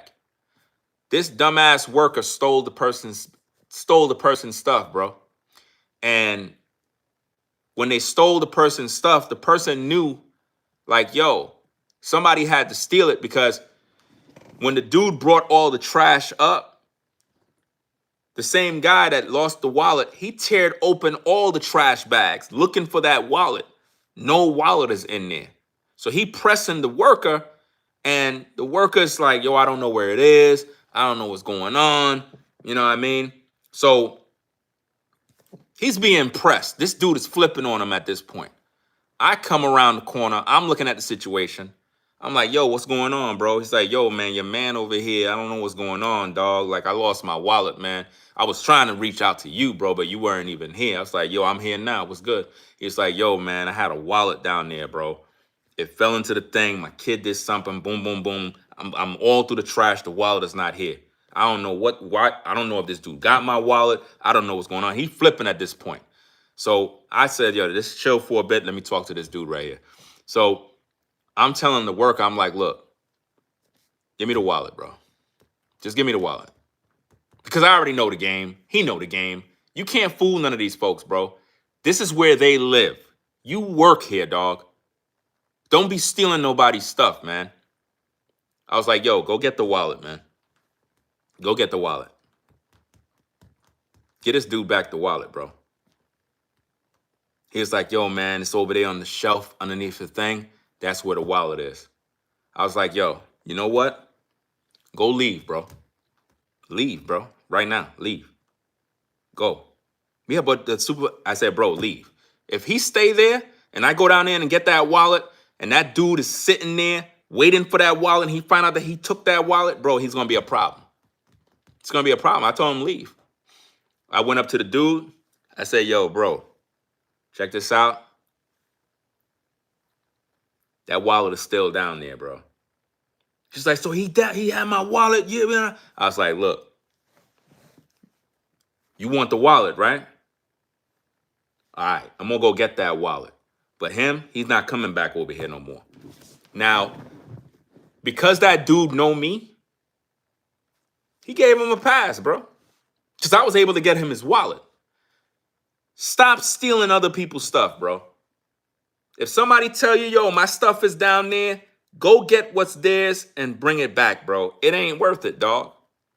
It's not worth getting attacked on the job, shot, killed over a damn wallet, bro. This dude was trying to steal this man's money. And you don't play with nobody bread, bro. You don't do that type of stuff, man.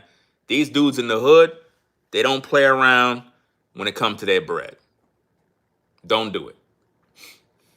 I don't know, man. Somebody probably up right now and needed to hear this message, bro. Because you probably been stealing. You probably been stealing. You know what I mean? Like I said, I looked out for a lot of cats, bro, in many different projects, bro. Many projects, bro. There's things that, bro, when I tell you, man, bro, I done found bags of money, bro. Bags of money. And, man, when I tell you, it is tempting. But can't do it, dog. Can't do it. When somebody let you know, bro, because when they come to you, they already know the bread is down there, or whatever it is they looking for, it's down there. They'll come to you with respect. They'll be like, yo, my man, yo, you got a minute, bro? I know you working and all, but, yo, I know it's early and whatnot, but fam, bro, like, something of mine dropped down there, man. I already know what he mean. I already know. You don't got to explain that. I said, say less. What is it, man? Like, what's the color of the bag? What is it? Oh, it's a such and such. I'm like, all right, cool. I bring out everything. I'm like, yo, my man, that bag right there, it's in that bag right there. You go get whatever's in there. I'm not touching nothing. I'm not touching nothing because I don't know if the feds is outside watching. I don't know if the feds is outside watching. So, hey, I'll bring up everything, but I don't got no parts in this. You know what I mean? Because sometimes, and don't do this, fam. Don't let nobody from that live in the building go down in the basement with you. Don't do that. To any of you cats that are working in them environments as caretakers, don't ever let nobody in a building go down into those basements. Don't ever let them do that. That's a no-no. You talk to them outside, because we had a situation where the cops was monitoring the area. I ain't gonna say what location, but they were monitoring a particular area, and one of these workers let somebody that the cops was monitoring down into the basement with him. When he went down in there, for whatever reason, the dude was basically trying to stash a weapon. He stashed the weapon, and the worker didn't even peep the game. He didn't even peep what was going on. He stashed a gun right in the area where the compactor room is. Those of you that work in those environments, you know that a compactor have a chute, right? Where you can pull it out from the top where the trash come down, and it kind of prevents trash from coming into the machine. So what happened was he opened the compactor thing and put the gun inside it, because he's actually running from the cops, because the cops is monitoring him, but he was able to get down in that basement because the damn worker's stupid. He came back up, right? He leaves, but the gun is still under there, right? So now the cops, they saw him go down there, they go down there. So the workers down there working, cops come up in there, gun is there. Who you think getting fired? That worker. Because now it looked like the worker helped him to hide the gun. He got fired. Because if you let anybody down there with you, you're basically working with them. You see what I'm saying? Now, retrieving something that somebody have, that doesn't mean you working with anybody, because you can have a laptop that falls down an incinerator or a compactor chute and you retrieve it for somebody. That doesn't mean you're a criminal. Retrieving property that belonged to somebody is their property. Giving them back whatever it is, even if it's something that may not be lawful or whatever the case is, that's their business. That's not mine. But never let somebody down there with you. Once you do that, you cross the line. You're going to get fired. Because now, if you went down there to retrieve something and it's illegal, and police run up in there and you're there with the person, now it don't look good. Look like y'all had some sort of deal. That's how it's going to look. It's going to be your word versus his word. So you don't want to do that. But there's a lot of times people throw stuff in that incinerator. Sometimes people just mistakenly really throw it in there. Like for real, for real. Kids throw away their mother's purses with money, all sorts of stuff. I seen people throw down people's packages. Like, you know, like how when Amazon and all those people send you packages and their package, somebody threw it in the damn thing and I have to go return it back to the resident. I'm like, yo, I don't know who took your box, but they threw it in the damn machine. You know what I mean? But yeah, always give back, man. I don't know who this message is for. We already finished the show already. I'm just kind of just talking. I don't know, man. Somebody's listening that actually work for these companies. And I'm telling you, don't steal nobody's stuff, bro. I know it's tempting. It is very tempting. But don't do that. If somebody holler at you, be like, yo, my stuff is in there. Just do them the solid. Get whatever it is. But never hand it to them. Don't do that. You keep it in the bag, because remember, your job is to throw out the trash. You keep whatever it is in the bag, and you keep the bag open, and you bring that bag up. You're like, yo, bro, that bag right there contains whatever it is you're looking for, and that's on him. Let him go in there and take it out the bag. That keeps you in the clear. You didn't break no law. You ain't commit no crime. You understand what I'm saying? Keeps you out of the clear. Because you don't want to come out and you hand him something. Now, you look suspect now.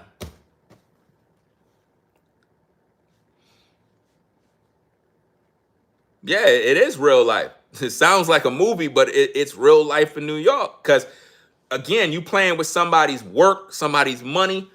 You don't want to get caught up in that, fam.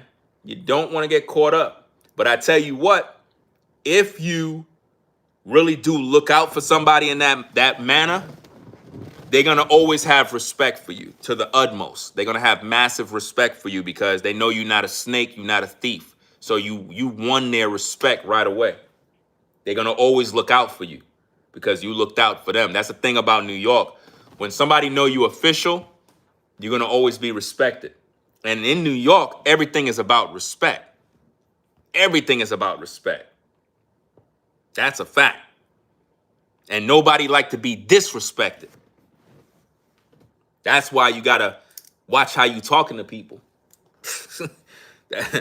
Man, and I don't even know how it is right now, but I don't even need to know how it is right now because that's New York. Now, of course, everywhere is all about respect, but New York is a whole different type of situation. You know, a lot of people be scared to death coming into Brooklyn, the different boroughs. They be scared. Going up in Harlem, up in different spots. Every spot have its own politics, and it's one universal law: respect. That's it. When you go to any hood, any project, when you walking into the building, you make sure you salute everybody in front of that building. If you're not from out there, if you a dude who don't live in the projects and you went to go visit some shorty, because you know you ninjas always going to the projects to bag a shorty, right? If you come to the hood and you know you're not from there and you see a bunch of cats in front of the building, make sure you salute everybody. Just a simple salute. It is what it is. That's just basic respect. If you just walk in and you just walk past a group of dudes like they ain't nobody and you don't acknowledge nobody, bro, I don't know where you from, but you don't do that. Because once you walk in and you don't know how to show no respect, everybody that's in front of that building will be like, yo, who that? Yo, who that? You know him? Nah, I don't know that dude. You know him? Nah. The hell, he just walk up in here like, that's how they're going to be talking about you. And by the time you walk back out that building, if you don't change that structure, it's going to be a problem. It's going to be a problem. Somebody going to say something. There's always one person in the group that just don't give a crap. They're going to say something to you. They're going to say something just to test you, just to see how you respond. Yo, my man. Yeah, yo. One of them moves. And if you show any signs, they got you. I can't even explain it. But those of you who know, you know. Oh, man. It's crazy, man. But you know how it's wild because it's like with the hood. Now watch this, guys. Y'all gonna agree with me when I tell you this. Why is it that in the hood, all of this stuff is only with usins? We hold us to these standards, but not nobody else. That don't even make no sense, fam. Like we do this with us, but everybody else get a pass, bro. Have y'all not noticed that? I don't know, man. It's like white folk could walk through the hood like it ain't nothing. Nobody say nothing. Nobody cares. You got a lot of Asians that live in the projects, so you know what I mean? They black too. Believe it or not. All the Asians that live in the projects, they black. The hood Asians, they just as black as the black folks, bro. That's a fact. That's crazy, right? The Asians, man, that live in the projects, they black just like the so-called black man too. You got some Asians that grew up in the hood, they sound just like the black dude. That's wild, bro. I remember when I was a kid, I got lost in Manhattan. I was on the train and I got lost and I just kind of I got out and I was in Chinatown. And back in the day, you had Asian gangs. And I pulled up at the basketball court. A bunch of Asians was over there. And I was like, yo, I'm going to go shoot hoops, bro. I'm going to go play ball. And I kind of just walked into their vicinity where their area is. And they You saw different Asians got up like, yo, who this black dude, bro? Like, what the hell he doing? But they noticed I ain't have no fear. That's what they peeped. They was like, yo, where you from? Who you with? It's like, yo, I just came here to play basketball. And they was like, he probably don't know. I didn't even know there was a gang. And based on what I'm hearing, like, they were a real Asian gang, like, for real. Y'all be thinking that it's just gangs with blacks and whites. You got Asian gangs too, man.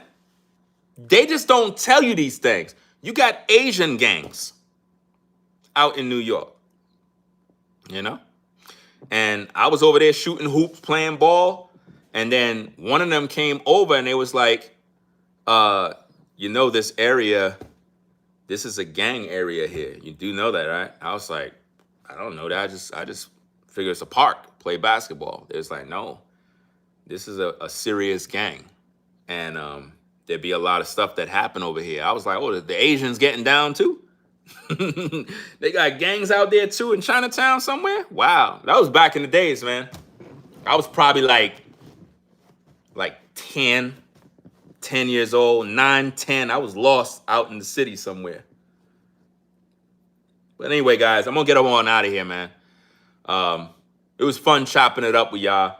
Just kind of reminiscing on the past, kind of just talking a few things. Hope somebody learned something. You know what I'm saying? Shout out to everybody in New York, everybody in Brooklyn. You know what I'm saying? All the 5 boroughs, everybody out there. You know what I mean? I gotta come out there, fam. Definitely gotta come out there soon. But I'm gonna get up on out of here. It is what it is. Pretty much wrap it up and go get me something to eat. So that's about it, y'all. So y'all take care. It is what it is. Let me see. Somebody was showing disrespect in the live chat. I don't care if anybody was. But, you know, people do that stuff on the internet. Again, when it comes to this type of stuff, people do stuff on the internet. They don't do stuff face to face. The internet make people disrespect people. And the thing is, when you're in front of people, you're not going to do all of that stuff. You'll think twice before you do all of that stuff. That's just the way it is. I don't know. The internet make people think that they macho man. And it's sad. You know? It really is.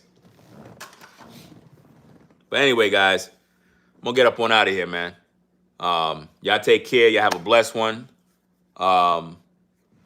Salute to Forever Studios. Shout out to everybody that if you're new to the platform, be sure to subscribe. Also subscribe to my larger platform, Ringo TV Reactions. Make sure you subscribe over there too. We're going to be going live over here a lot more. It is what it is. So I'll catch y'all on another episode. I'm out. Y'all take care. Peace. We out of here. I am tired, fam. I got to get some rest. I've been up all night, all day. I've been working like crazy, fam. I got to get some rest, for real. Peace.